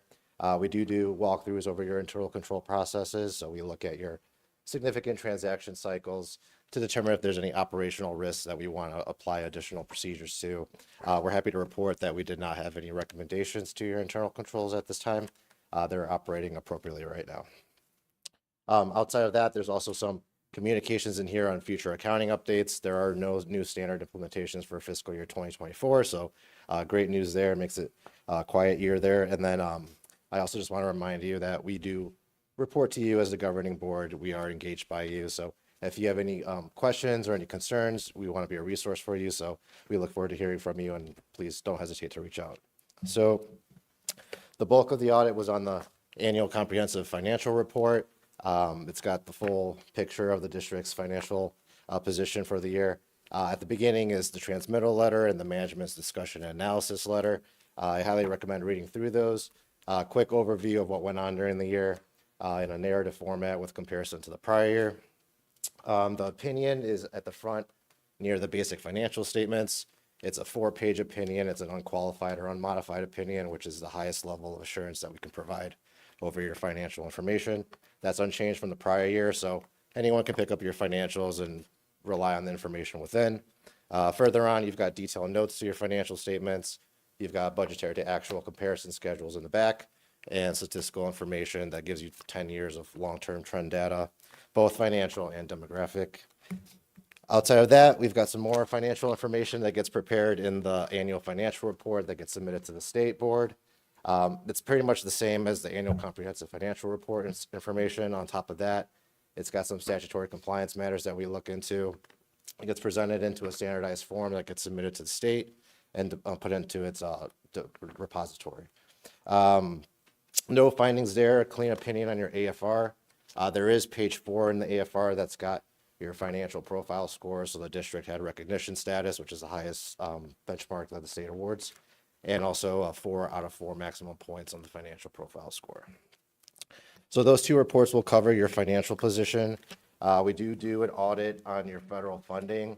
It's a uniform guidance audit or a single audit. So we come in and we look at the compliance over the spend of your federal funds. Specifically this year, we tested your education stabilization fund and your IDEA special education cluster. So we go in again, look at compliance over how that funding was spent. No findings there. And then we also look at the controls over the programs to assure compliance. And then the last report that we issue is the comprehensive financial year-end report. The cipher, it gets submitted to the Grant Accountability and Transparency Unit. No findings there. Clean opinion there as well. So in all 4 reports, no findings. And with the annual comprehensive financial report, the business office, Barb Peterson and her team, they prepare that report. It's one of the few districts that we work with that actually prepares its own report, and they do a tremendous job there. So those were my prepared remarks, and happy to answer any questions you have. Thank you. Any questions? Okay, if not, then I thank you very much, and I'd like to recognize Ms. Hummel. Oh. Okay. Recognize Ms. Hummel and Ms. Peterson and the staff for all that you do. You answer our questions, you provide us with information, and I know how diligent you ladies are along with your staff. So thank you very, very much. All right, thank you for your time. Okay, thank you. All right, then any other discussion or questions? Before we get to the action item, I just want to thank the firm and our district for providing us with the information last week. It was interesting reading material as always, and good educational information for the board to have. Thank you very much. Okay, then we're ready for a roll call, please. Ms. Barron, Roll call. Aye. Mr. McGowan, Aye. Mr. Dombrowski, Aye. Mr. Rosenblum, Aye. Ms. Cabell, Aye. Mrs. Klimkowitz. Aye, the motion carries. All right, then that takes us to our operating fund balance for the period ending June 30th, 2024. Dr. Small? The information in the ACFR allows us to also bring you a standalone report detailing our fund balances as of June 30, 2024. The fund balance levels are maintained to ensure adequate levels of consistent operational and financial planning purposes, including avoiding short-term and long-term borrowing. Okay. Then that takes us to the 2023-2024 Popular Annual Financial Report of the Board of Education. Again, it's an informational item. Dr. Small? While the ACFR includes the information required with a complete audit, we have again prepared a PAFR, which is the Popular Annual Financial Report, to facilitate informed understanding in a different format. The auditors presented high praise of the quality work conducted by the members of our business team, and I want to also express our thanks to Lauren Hummel, Bart Peterson, Sandy Imes, Kathy Zalewski, who are part of the team that helps develop the ACFR, as well as Erin Holmes and her department, which helps put it into a more user-friendly form of the PAFR. Okay, thank you very much. That takes us to information about student user fees introduction. Dr. Small? As stated, this is only an introduction to the structure for District 211 for 2025-2026 school year fees. There's no action tonight, only information in preparation for January's meeting, where the board will then take action on the fees for the upcoming school year. As a reminder, prior to COVID, the enrollment fee was $170 per student. During COVID, the fee was waived for 4 years, and the board set the fee last year at $75 per student. Last year for this year, excuse me, it is this year's fee. Thank you. All right, that takes us to an action item. The recommended action is that the Board of Education approve the intergovernmental agreement between the District 211 Board of Education and the Community Unit District 220 Board of Education for participation in a course exchange reciprocity program. May I have a motion, please? So moved. Second. Okay, Dr. Small? District 211 has been partnering with Barrington District 220 since prior to 2010 to engage in this course exchange reciprocity program. Through the program, students enrolled in District 211 are permitted to enroll in certain courses offered by District 220, and students enrolled in 220 are permitted to enroll in specific courses of study offered by District 211. The intergovernment agreement, which is before you tonight, provides legal standing and protections for both districts and allows the program to continue by mutual agreement. Okay, any questions in regards to that? Clarifying note, it says in the agreement that each district is responsible for the transportation of its serving district students. Yes. So, Correct. right, thank Okay. you. Any other questions? All right, if not, roll call, please. Ms. Cabell? Aye. Mr. Rosenblum? Aye. Ms. Barron? Aye. Mr. Dombrowski? Aye. Mr. McGowan? Aye. Mrs. Klimkowitz? Aye. The motion carries. All right, that takes us to our next recommended action, and that is that the Board of Education approve the memorandum of understanding between the Village of Arlington Heights, the Board of Education of Community Consolidated School District 15, the Board of Education of Township High School District 211, the Board of Education of Township High School District 214, and CBFC Development LLC. May I have a motion, please? So moved. Second. Okay, Dr. Small. Tonight's vote on the memorandum of understanding is the culmination of months of thoughtful negotiation and collaboration between High School District 211, Community Consolidated School District 15, Township High School District 214, the Village of Arlington Heights, and the Chicago Bears Football Club. The document we are considering tonight reflects our commitment to ensuring the redevelopment of the Arlington Park site is managed to prioritize the long-term interest of our students, schools, and communities. It is the result of months of careful negotiation and collaboration among the 3 school districts, the Village of Arlington Heights, and the Chicago Bears Football Club. Each organization, whether it be the school district, the Bears, or the Village of Arlington Heights, brought their key concerns of the MOU to the table. The school districts consistently sent a common message that this can be found within the MOU that's presented to you tonight. That message, consistent from the school districts, included full financial support for any new students that may come from the residential development on the property, true voting power for any TIF decisions or pilot-like agreements, and a tax agreement that is in line with the most recent Cook County Assessor's Office assessment. which rises between 2 and 5% if there is no completion of stadium building milestones in the next 3 years. While the Chicago Bears have not yet committed to Arlington Heights, this agreement reflects our readiness and optimism. It provides a roadmap that balances the opportunities presented between this redevelopment with the protections needed to safeguard our schools and communities. I want to thank my colleagues in District 15 and 214, the Village of Arlington Heights, and the Chicago Bears for their collaboration and dedication throughout this process. Now, to provide you more details on the MOU and the negotiations process, I'd like to introduce forensic attorney Scott Metcalf and Cozen lobbyist Matt Glavin, who've been integral partners with the 3 school districts as we navigated these complex negotiations. They will provide a more detailed summary, provide insights, and address any questions that we might have. Thank you.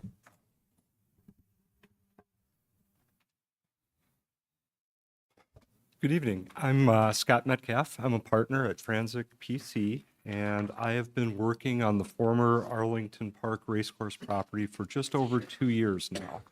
And tonight, what I would like to do is go through a timeline of events that have led us up to this point, look at the key terms and provisions of the Memorandum of Understanding, which I'll probably be referring to later on as the MOU. Then we're going to look at moving forward. What does this mean? How do we anticipate that this MOU will impact the district and the future of the property? And then Matt will be giving a legislative update. And finally, we'd be happy to answer any questions that the board members have. This first slide in the presentation is an aerial photograph of the old Arlington Park Racecourse as it existed until 2023 when demolition of the racecourse property started. You'll see at the top of the property there was a training track and horse stables in the top triangle portion along Highway 53. Then as you proceed down, directly below that, there were a number of dormitories for the seasonal staff. And in the lower right-hand corner of the property is the portion that we're all most familiar with, which is the racetrack and grandstand and the parking at Euclid and Wilkie Roads. This is an aerial view of what the Chicago Bears Football Club proposed to develop the property into once it was purchased. The upper left-hand corner is the stadium district where the domed stadium that we're all familiar with and has been talked about a lot would be built. That particular portion that's labeled the stadium district, by my calculations, is a little bit over 120 acres. The portion of the property in the lower right-hand corner that's labeled mixed-use district is, it would be a combination of commercial venues and residential venues, which include townhomes, condominiums, and apartments. That particular portion of the property is 200 acres. So the lion's share of this property would be developed into property that could potentially house students and impact all of the districts. And that is really what was the motivating force behind this memorandum of understanding, because beyond the stadium, there is a huge amount of residential development possibility for this property. The timeline of events started in fall of 2021 when the Arlington Park site went under contract for purchase by the Chicago Bears. In April and July of 2022, Superintendent Lori Hines of District 15 sent 2 letters to the Village of Arlington Heights expressing her concern about the potential residential development on the property. In September of 2022, the Bears made their presentation at Hersey High School, in which we got our first impression of what they intended to do with the property, which at this point is still conceptual drawings, which we just saw in the previous slide. And then in February of 2023, the Bears purchased the property, and that sale closed at a purchase price of $197 million.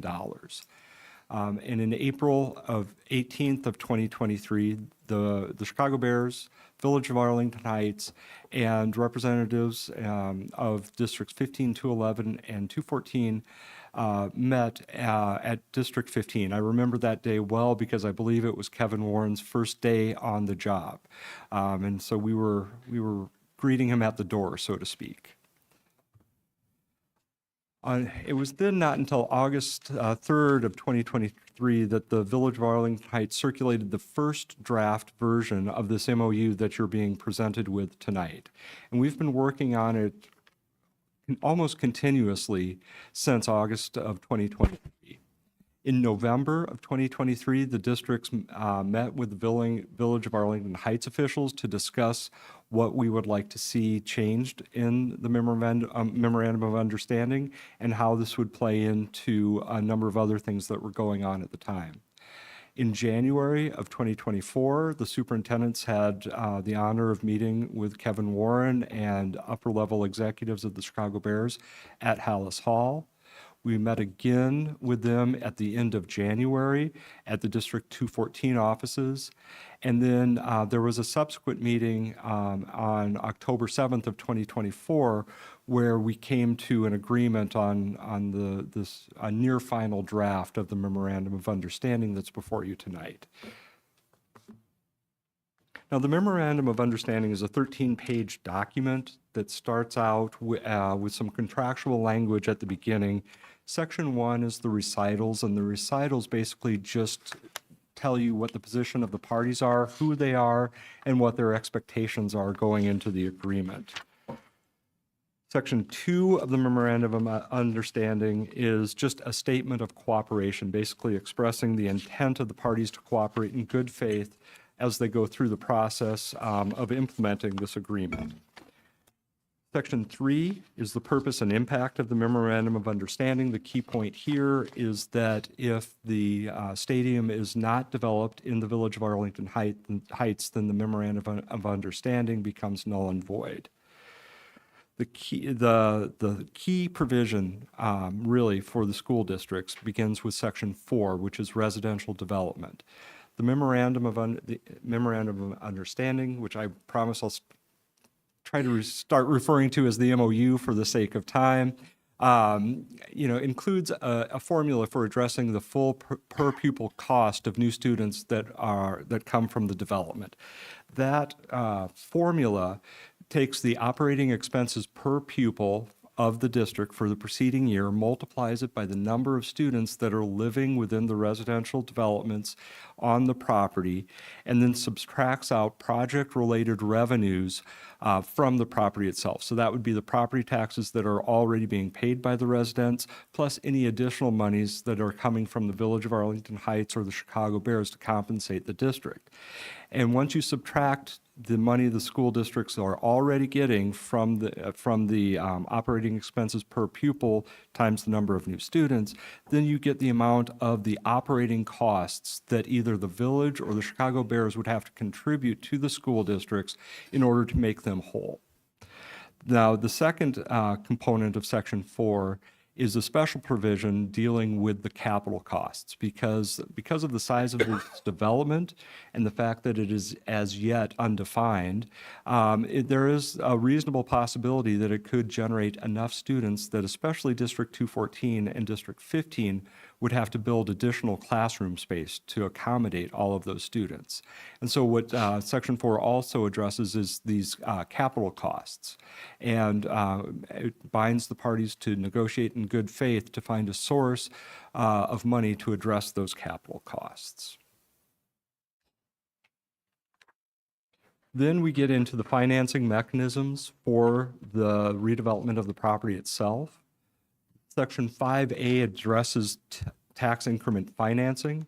It provides that TIF will not be used in a portion where the stadium is located and a pilot program is in place. And pilot stands for payments in lieu of taxes, which was a legislative proposal that was introduced by the Chicago Bears.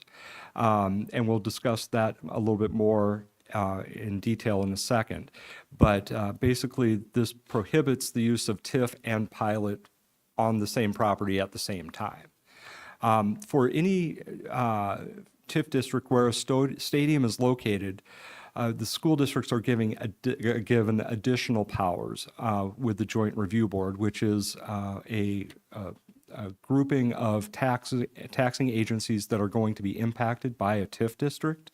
And the Joint Review Board in this case would have the power to essentially veto the TIF district for the stadium portion of the property. They are given voting powers in proportion to their share of the property tax bill. And since the school districts generally take up, and actually in this case do take up, 60% of the property tax bill, they would have 60% of the vote and therefore would have the majority vote on whether or not to implement a TIF over the stadium. For any TIF that does not include a stadium, the Joint Review Board would have additional powers over and above what is in the TIF Act. The Joint Review Board is normally only making recommendations which can be completely ignored by the village. They would just have, if in a normal situation with a TIF district, if the Joint Review Board votes against the creation of the TIF district, there would only be a supermajority required by the village board trustees in order to adopt the TIF district. In this case, under this memorandum of understanding, there would be no TIF district unless a majority of the members of the Joint Review Board voted in favor of the TIF district for any portion of the property that does not include a stadium. Section 5B deals with payment in lieu of taxes, which I mentioned a little bit earlier. This is a legislative proposal and is not law at the current moment. But payments in lieu of taxes, the concept is basically that the assessment of the property or a portion of the property would be frozen for a period of 23 to 40 years. So there would be no growth in the assessed value of the property as the stadium was being built and occupied. However, there would be an agreement in place before that happened, which would guarantee that the taxing districts would receive an additional payment outside of the property tax bill to accommodate for that growth in value and that growth in revenue that's resulting from the development of the property. So you would have not only the tax bill, but this payment in lieu of taxes on top of that that would seek to compensate for the frozen nature of the assessment. So the agreement provides that the parties will cooperate to promote this legislation, but it will, more importantly, the pilot agreement would have to contain some specific provisions. The first provision is the identification of the base year, which is very important, as well as the base year assessment. So we will have, as the school district representatives, a seat at the table to decide what that assessed value will be frozen at for the next 23 to 40 years. We would also have a seat at the table when determining what the annual payment to the taxing agencies will be, and an agreement on the capital needs of all three of the school districts. Now, most importantly, this pilot agreement would also be subject to the same Joint Review Board approval process, with the school districts having a majority of the vote and the ability to reject any pilot agreement that they don't agree with, because they would have 60% of the vote, as I was discussing a little bit earlier. Finally, in Section 7, the Memorandum of Understanding addresses the property tax assessment until construction on the stadium begins. So by way of a little bit of historical perspective, when the racetrack was in operation, it was assessed at approximately a market value of approximately $33 million per year. In 2022, when the news of the sale of the property became public, the assessor increased that quite substantially, but we agreed with Churchill Downs at the time to settle at a market value of $95 million per year. In 2023, no agreement was reached with the Chicago Bears on what the assessment of the property should be, but the Board of Review issued a decision finding that the market value of the property was approximately $125 million. They have appealed that to the Property Tax Appeal Board, and that appeal will not be addressed in this memorandum of understanding. The parties will simply let the process play out at the Property Tax Appeal Board. The agreement then provides for what the assessment should be in 2024 and 2025 through 2027. For 2024, the parties agree that the property should be assessed at a market value of $125 million and the 10% assessment level because the structures have now been demolished. For 2025 through 2027, that assessed value, that market value, will remain the same, as well as the vacant land, classification. Now, if the zoning approval is sought by the Chicago Bears for tax years 2028 through 2030, then that $125 million value for the property will remain in place. If they do not seek that, then the assessed value of the property will increase by no less than 2%, no more than 5% per year. So there's an economic incentive for them to go ahead and achieve the completion of the application for the land entitlements that would entitle them to develop the property. For tax years beyond 2030, if they have not sought the building permits, then it would increase again. But otherwise, if they are seeking building permits, then they will maintain that market value of $125 million for their assessment. Section 8 of the Memorandum of Understanding. Before you move on, can you Yes. briefly explain where the 10% and the 25% come from? Yes, that comes from the Cook County Real Property Classification Ordinance, which classifies homes, which we're all familiar with, at 10% of their fair market value for taxation purposes. So your assessment, when you get it in the mail, will show you a fair market value, and then if you multiply that by 10%, that's your assessment, and your assessment plus the equalization multiplied by the equalization factor times the tax rate determines your tax bill. For commercial and industrial properties, commercial property like the racetrack, it's assessed at 25% of its fair market value. And vacant land, which is, has no improvements on it, is assessed at 10%, just like like your homes are. Last two sections of the agreement. Section 8 is a statement on cooperation on public statements and the media. And then Section 9 is just general provisions. And one thing to note in there is that this memorandum of understanding is binding on the Chicago Bears Football Club, as well as anyone that they sell the property to that would want to develop it in the same manner with a stadium. If the team is sold for any reason, there's a provision in Section 9 that continues this memorandum of understanding. So I'll turn it over to Matt now to talk a little bit about the legislation. Great. Thank you, Scott. Thanks for having me here tonight. I'm going to keep my remarks pretty high level, do a quick overview of what's been happening in Springfield, and then obviously happy to take any questions you might have. The General Assembly is getting close to wrapping up its two-year session. They will return to Springfield on January 2nd and run a lame duck session until January 7th. At midnight on January 8th, the session is concluded and all legislation will expire. So any bill that was introduced in the last 2 years that did not become law by midnight on January 7th goes away. The new session starts at noon on January 8th when the new General Assembly is inaugurated and bills can be reintroduced at that time. The session is currently scheduled to run through May 31st of 2025. As I mentioned, the legislation will expire on January 8th and members are free to reintroduce their bills.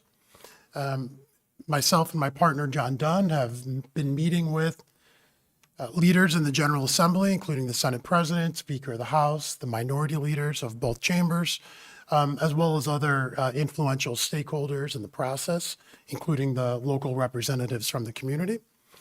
We've also been working very closely with the lobbyists for the Village of Arlington Heights and the Chicago Bears.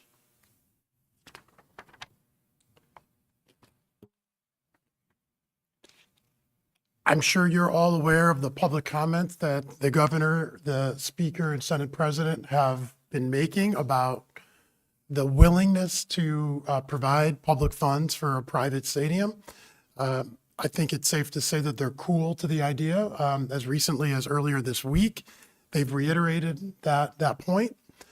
In the last few months, the state has adjusted its budget projections and is talking about a potential $3 billion deficit for next year. This obviously makes the availability of public funds that much harder. But we will continue to work with the legislature to ensure that any proposal makes sure that the schools are protected. I'm happy to take any questions. I know Scott's probably got more questions for him, but I'm happy to answer any as well. Any questions? Ms. Cavill? Tim, if you're ready, I can go first. Hold on just a second. I just had thank you for the presentation. I appreciate you recommending it. It's been a long couple of years, so I appreciate you laying everything out nice and neat for me. Thank you. Okay. My question was, there's language in there about the imposition of a market-oriented capital costs in terms of the residential development. And that was part of, I'll just call it the story of trying to make the school districts whole. But it's not clear to me from that language who's paying that cost and who is that cost being imposed on? Because when it's speaking specifically to the residential development, does that mean units sold in that residential development will have an extra cost that will then be directed to the school? Who's paying that? It could be the residents. If the developer of those residential units decides to pass those costs on to the homeowners who are living there, the village could impose impact fees on the developers themselves and ask the developers to pay them. But what the developer does after that, in terms of passing those costs along, yes. There's a limit to the power of government to control, the economic activity of developers. Yes, okay, thank you. And then, so when we're talking about this joint review board and the weighted voting, we're talking about each vote at a school board meeting, or are you talking about some members of the school board at the time being part of a joint review board that then votes and those votes are weighted? The joint review board typically has one representative from each taxing agency. And so if Lisa, for example, was a member of the joint review board, her voting power would be in proportion to District 211's portion of the tax bill. So, let's say that 211 has 36% of the tax bill. Lisa would have 36% of the voting power. Thank you. Those were my clarifying questions. Thank you very much for the presentation. It was very clear and I appreciate it. Sure. Mr. Dombrowski, any questions? Not at this time, no. Okay. Ms. Barron? No questions. Just thank you so much for being here tonight. And I also want to thank our administration, especially Dr. Small, for continuing to keep us updated on a weekly basis almost, and really being open to the communications with everyone. So thank you so much for all the hard work that you've put in, and you too as well. Thank you. Okay. Thank you. Mr. Rosenblum, questions? Thank you for the presentation, and thank you for representing us locally and downstate. The one question that I have is, I believe you said that if the Bears decide not to build a stadium in Arlington Heights, then the MOU is absolved. Is that correct? That's correct. Then we would start from scratch. That was my question. What next? Do we start this whole ball rolling again in all the different ways that it's already been done with the with the taxing bodies and the Bears and maybe legislators all trying to hash things out, a new development plan of what the property may look like or what the Bears may do with it. I mean, is it all anything, right? I'm not a big fan of what ifs, but this sounds like a big what if. Right. So- Well, I mean, the key factor here is the stadium, because the stadium is so large and such a huge development of the property that they are seeking tax breaks. They're seeking pilots or TIFs or some sort of economic incentive to help them out. If the Bears decided to redevelop it as all residential property, or if they sold the property to someone who wanted to turn it into housing units or a data center, then this memorandum of understanding would not apply. It contemplates a stadium being built and huge tax incentives being given to the Bears.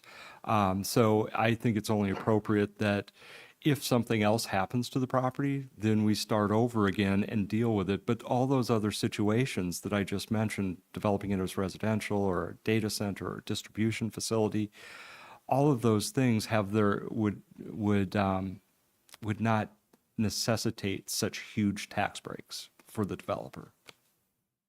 Okay, and I also want to thank all the parties involved, the school districts, the village, the Bears, for continuing the dialogue and the willingness to have dialogue, because I know that isn't always necessary and the case. So very appreciative to all of that as well. Thank you very much. Thank you for a clear presentation and having the timeline and explaining it to everyone. I think it's very important because piecemeal information has come out, and schools have been looked at negatively, and we are just prepared. We're looking to make certain that the schools are, fully covered and that our students are taken care of. And I thank you for the excellent presentation here. If I can add one more component, in what the Bears have currently presented, if they move forward with it, the stadium portion is in the District 211 area, and the residential multi-use portion is the District 15, 214 area. Actually, District 15 covers the entire area. But the MOU is set up to protect any one of the three school districts should they change their mind in terms of the approach of how they're designing this. But has to include a stadium development. Yeah, thank you for that clarification. Thank you. Any other questions? Okay, if not, then may I have a roll call, please? Mr. Madam Dem- President, sorry. will you open for discussion or just questions? Well, discussion, of course. Okay, I- thank you. I had no additional questions, but I did have some comments. For me, the actions of this board may be inconsistent. When we have an assessment that is determined by the county and is challenged by an established business within our district, we hire attorneys to fight the appeals at the Property Tax Appeal Board. Now we're being asked to agree to an incentivizing deal with a commercial entity that has no roots in the community and yet to provide a livelihood for its residents and is sitting on unimproved land as a tool of leverage. If this MOU is approved tonight, I ask this board to consider my words and provide some future consideration to those property owners within our district that have established themselves with decades of equity. These residential, commercial, and industrial properties are seeking a fair property value to maintain viability as residents in our community. I want my vote to clearly show that D211 is a good partner for municipal agencies that overlap with the district boundaries. Development is important not only for the government institutions, but also for the quality of life it provides to the residents. The alternatives is food deserts, blighted property, and lower or negative equity growth for property owners. But finally, I hope this action brings about an end to our need to pay lobbyists. If this property is developed into a stadium or some other use, this board needs to return to the focus back to investing in the business of education and return those dollars to our classrooms. Thank you. Thank you. Any other comments or questions or discussion? I Ms. agree. Cavill. I agree with the State House. And that's no public money for a private business. And I said that from the outside. This agreement, I think, represents a good amount of work that I really appreciate. And I think it's the best of what overall I consider a bad deal. I'm on board until we get to the pilot. I'm not willing to lobby with the Bears for anything. And I'm not willing to financially commit this district to something of 23 to 40 years into the future. That to me doesn't represent a good financial decision. So, I've been clear about that from the beginning. That's how I feel, but notwithstanding, I think what you managed to achieve is actually pretty incredible. It's just not something I can vote for. I think over the years, the board, this board and prior boards have been very much against TIFs lasting for such a long period of time. And I know we had some senators that tried to make some changes to it, and hopefully that will go forward. And hopefully that'll address the issues of current developments and, put us in better positions. So I thank you. All right. Any other comments, questions, or discussion? All right. May I have a roll call, please? Mr. Dombrowski, Aye. Mr. McGowan, Mr. Rosenblum, Aye. Ms. Cavill, No. Ms. Barron, Aye. Mrs. Klimkowitz. Aye.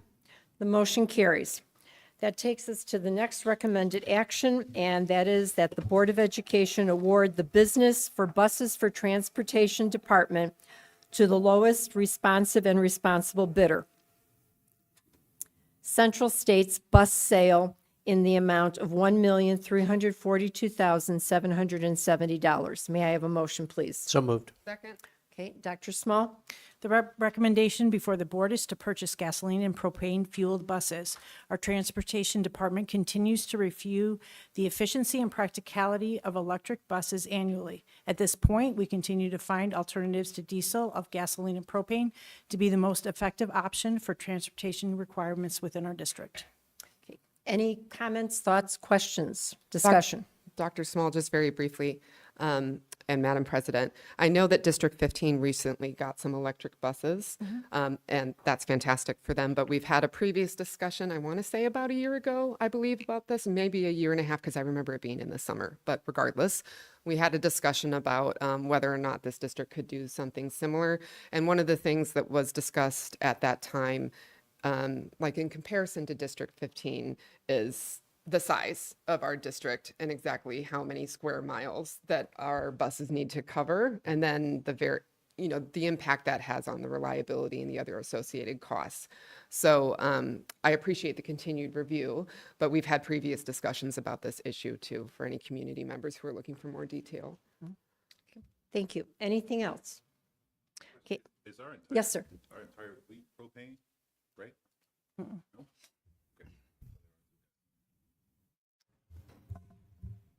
Yeah, we currently have 25 gasoline buses in our fleet. I think we're at about somewhere between 70 and 80 in the propane, and the remainder are still diesel. So this will replace all diesel buses. All right. Any other questions? I appreciate the continued influence and influx of propane-powered buses and the benefits that those have to our school district, the community, and the environment, and things like that. I remember when we first looked at that and first started to bring them in, and it's pretty impressive the transition that we've been going through to gradually switch over to more efficient and effective resources. So thank you for that. All right. If there's no other comments or questions or discussion, then may I have a roll call, please? Mr. Rosenblum, Aye. Ms. Barron, Aye. Mr. McGowan, Aye. Ms. Cavill, Aye. Mr. Dombrowski, Aye. Mrs. Klimkowitz. Aye. The motion carries.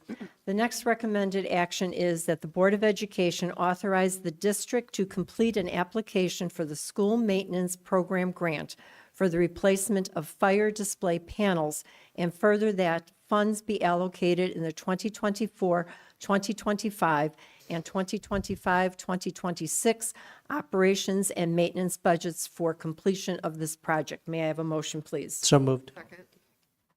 All right, Dr. Small? This is a matching grant from the ISBE for up to $50,000. All right, I know you provided us information. Any questions, comments, discussion? Okay, none? Then may I have a roll call, please? Mr. McGowan, Mr. Rosenblum, Aye. Ms. Cabell, Aye. Mr. Dombrowski, Aye. Ms. Barron, Aye. Mrs. Klimkowitz. Aye, the motion carries.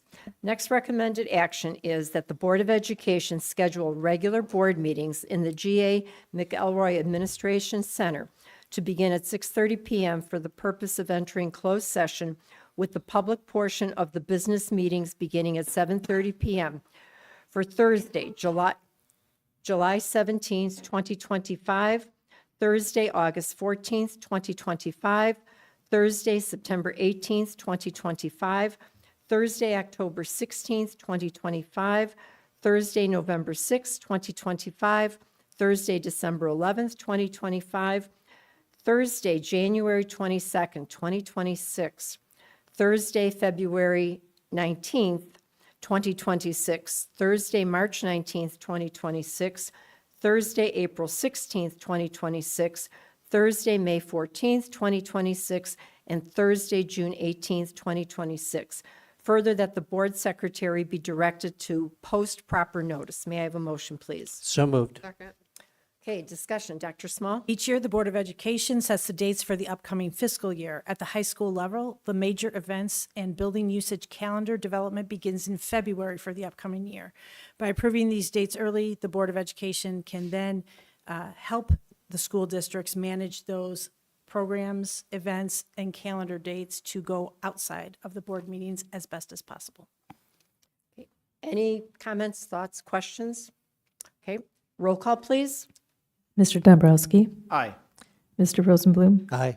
Mr. McGowan, Ms. Barron, Aye. Ms. Cabell, Aye. Mrs. Klimkowitz. Aye, the motion carries.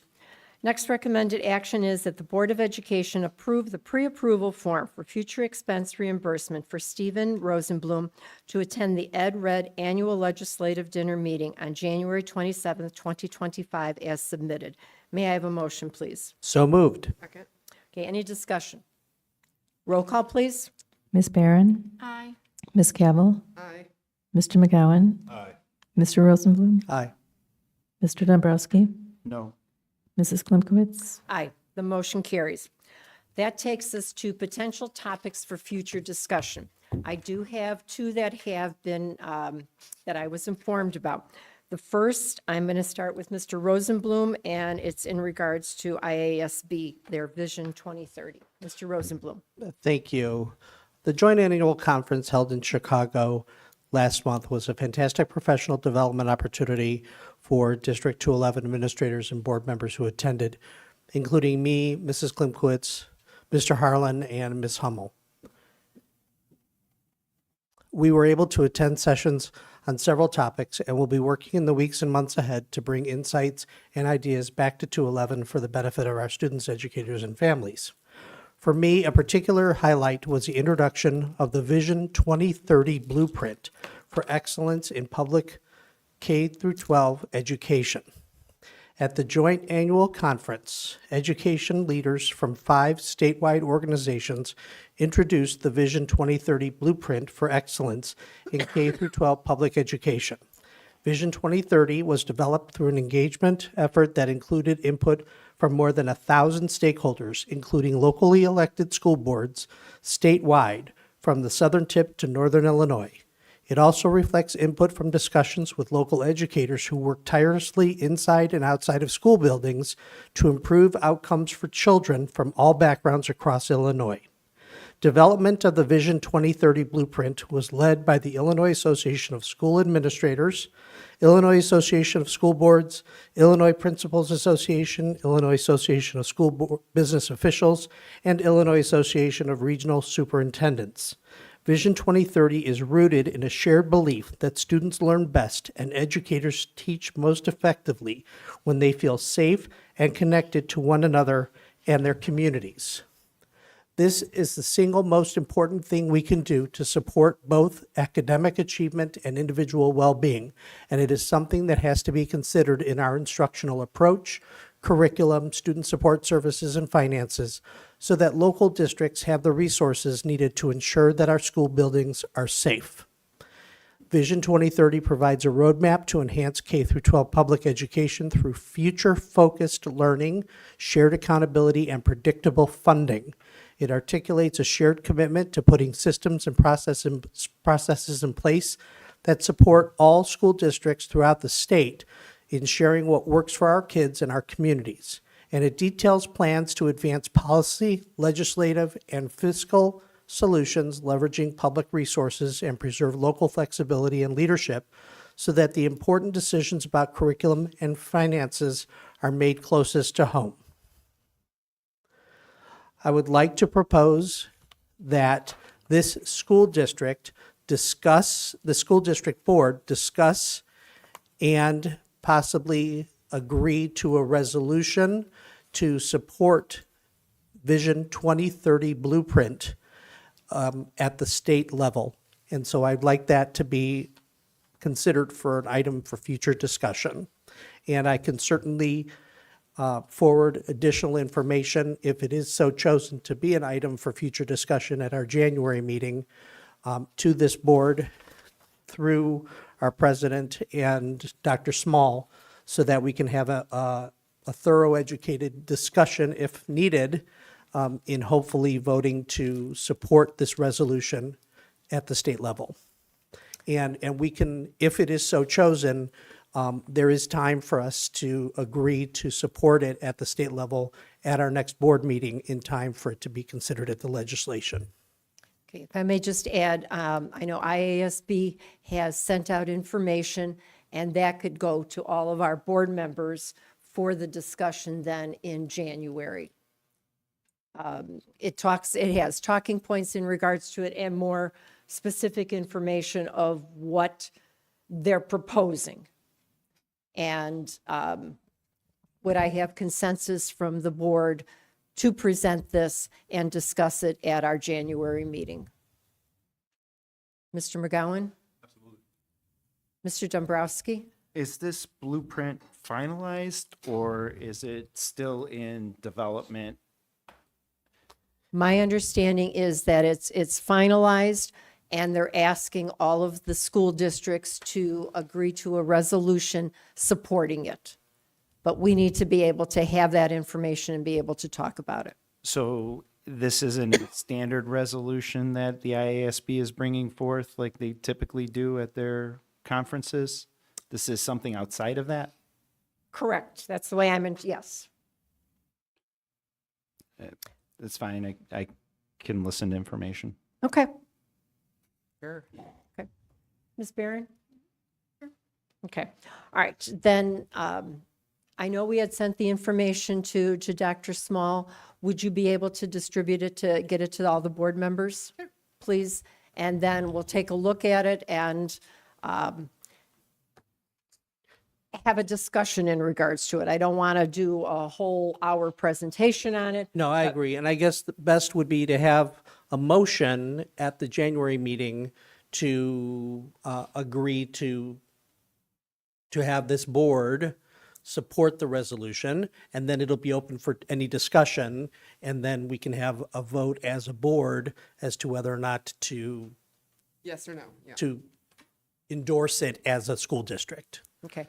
And I know that the different organizations, the Illinois Association of the Superintendents, is looking at it also. I don't know if, Dr. Small, if you have any feedback from the associations yet, because maybe you haven't had an opportunity to meet and discuss it. Correct.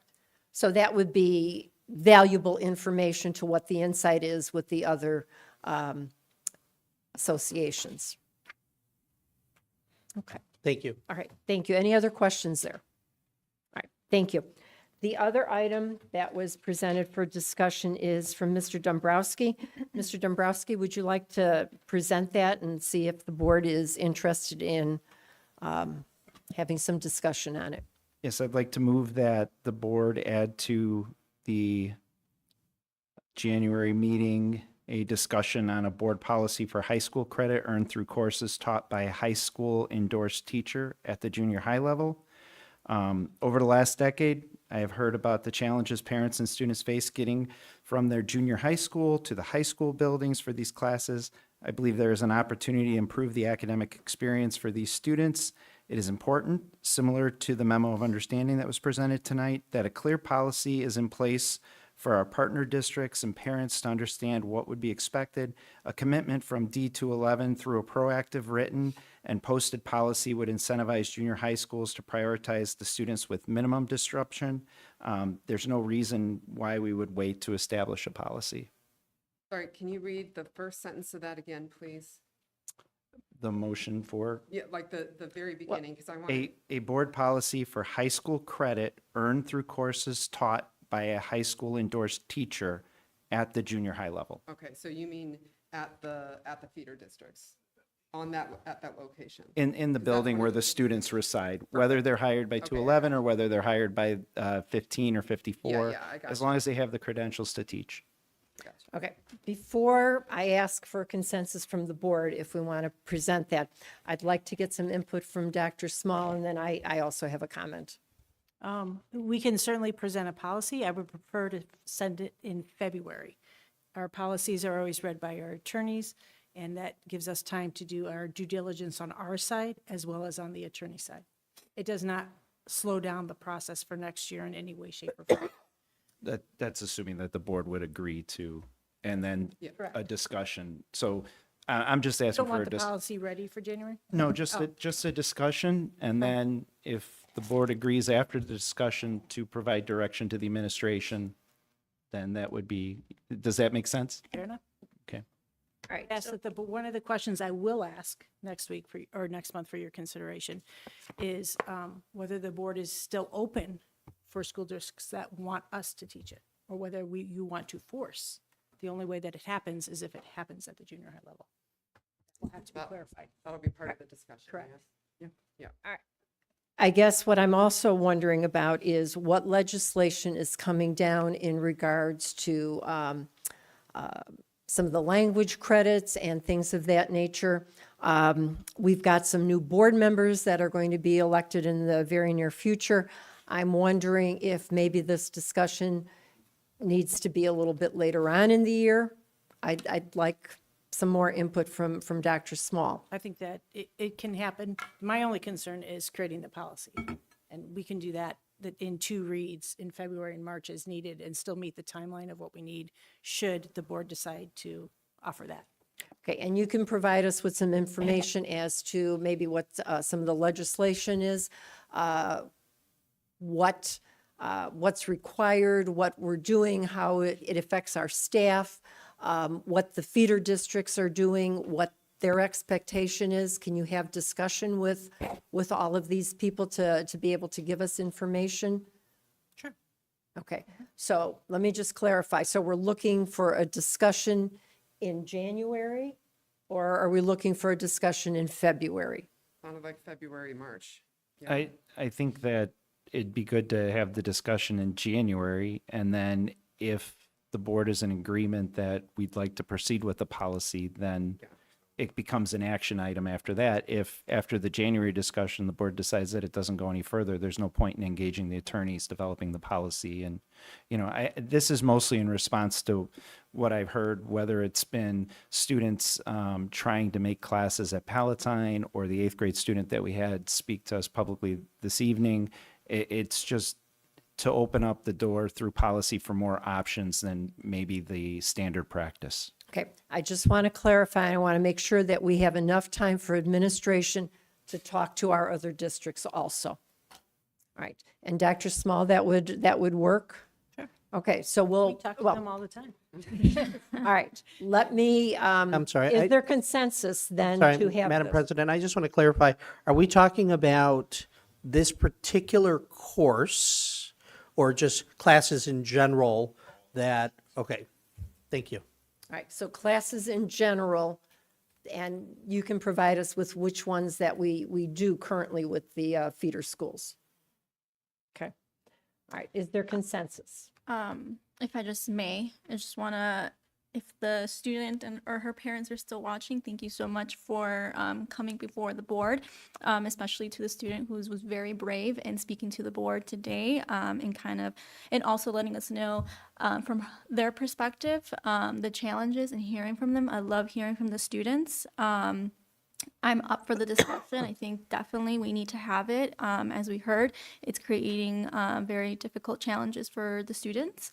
I would also ask, and I know Dr. Small, you may already be in conversations, but continuing to have some conversations as to what we can currently do for those students in those classes to meet some of those challenges that they're seeing. So if the board is okay with that, I would like to see some hopefully solutions to meeting the students and helping the students out this year, instead of waiting for a policy and then the whole group of students are struggling currently. I think we had some feedback as to what I can is send being out offered. information to the board.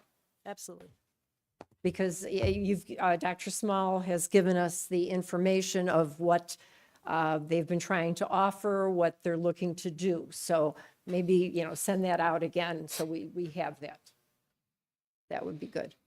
But as far as our discussion of keeping that kind of a general discussion about Policy the at issue. classes, the policy at issue.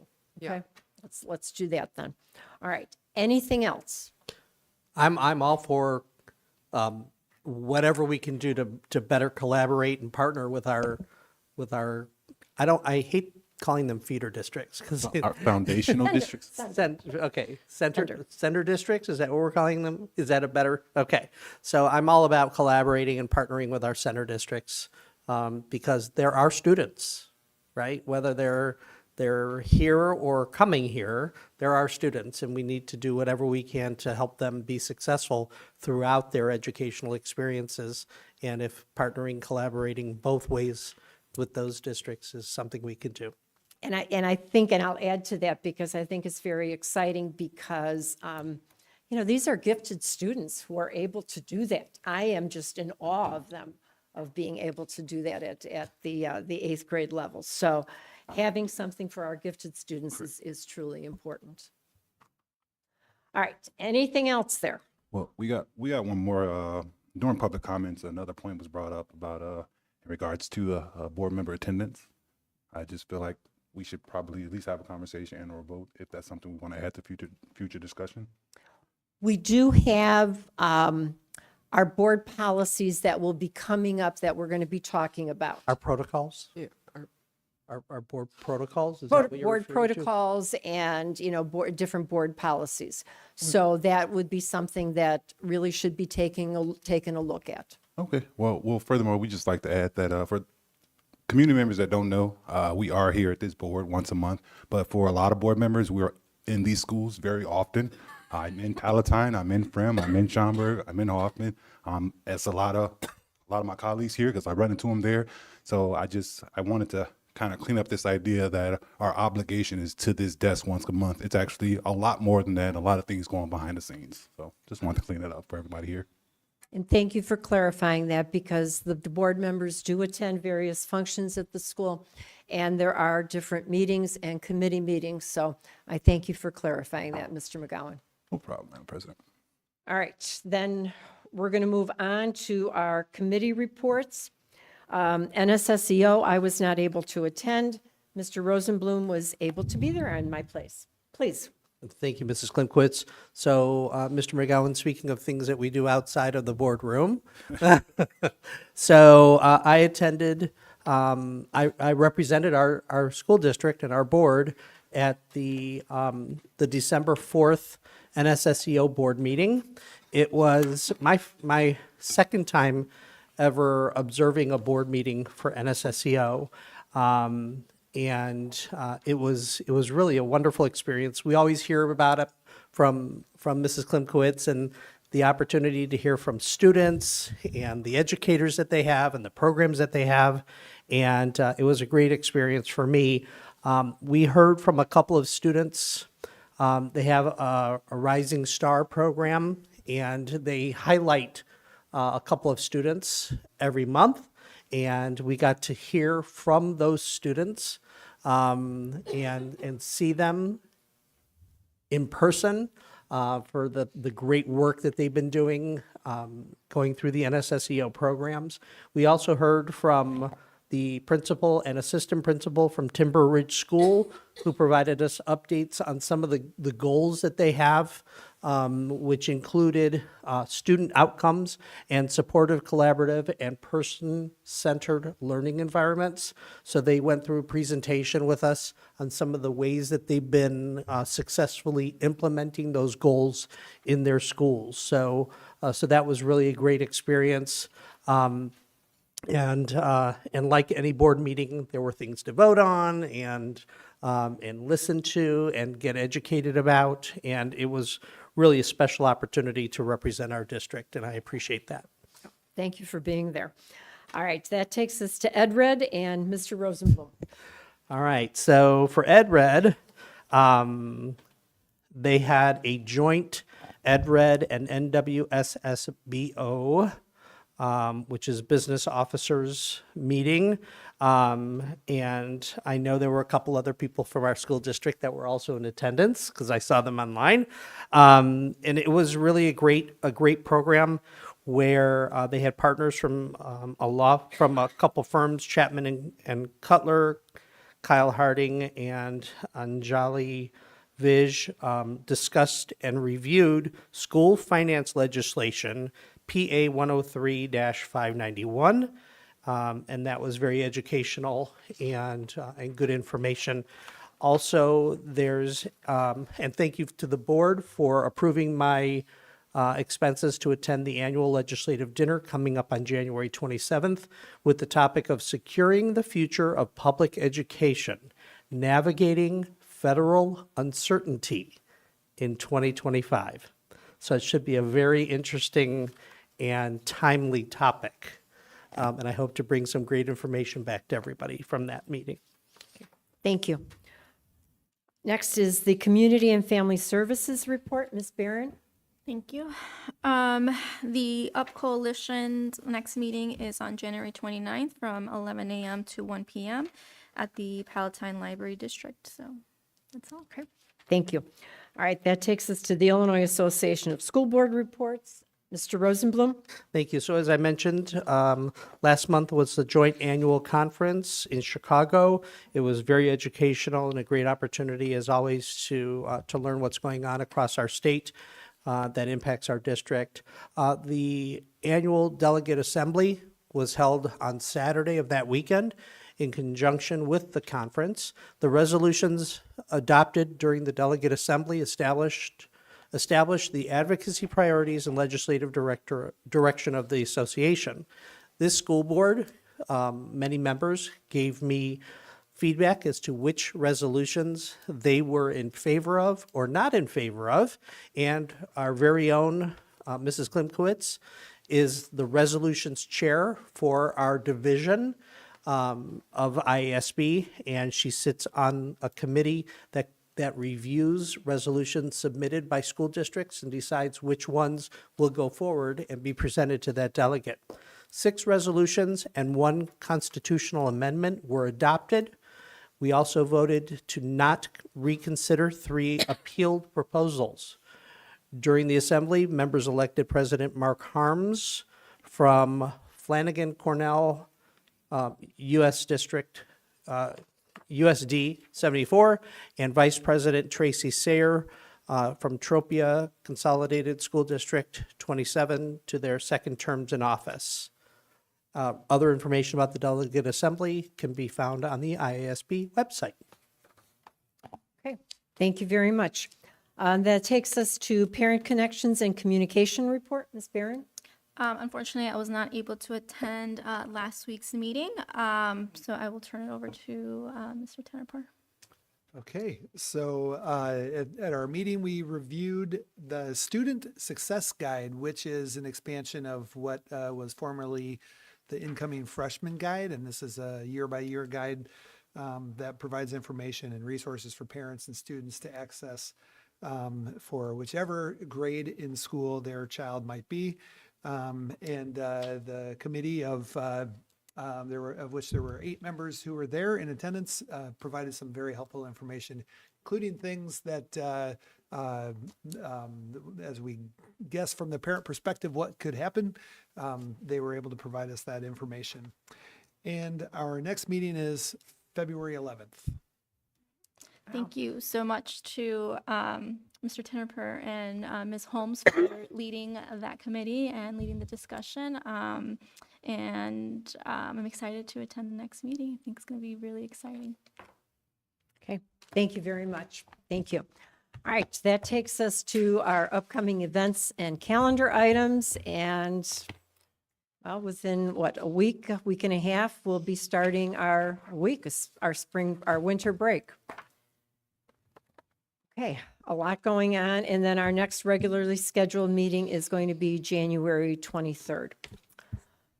Okay, that takes us to our next recommended action, that the board enter closed session to discuss minutes of meetings lawfully closed under the Open Meetings Act and appointment, employment, compensation, discipline, performance, or dismissal of specific employees.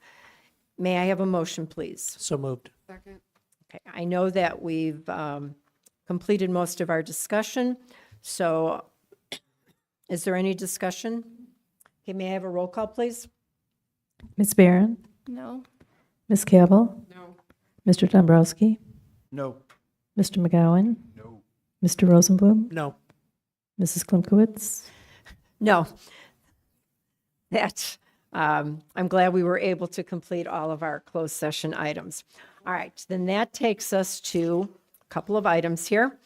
The recommended action is that the Board of Education accepts the retirement requests of Renee Aradia effective June 2028, consistent with the master contract of the District 211 United Support Staff.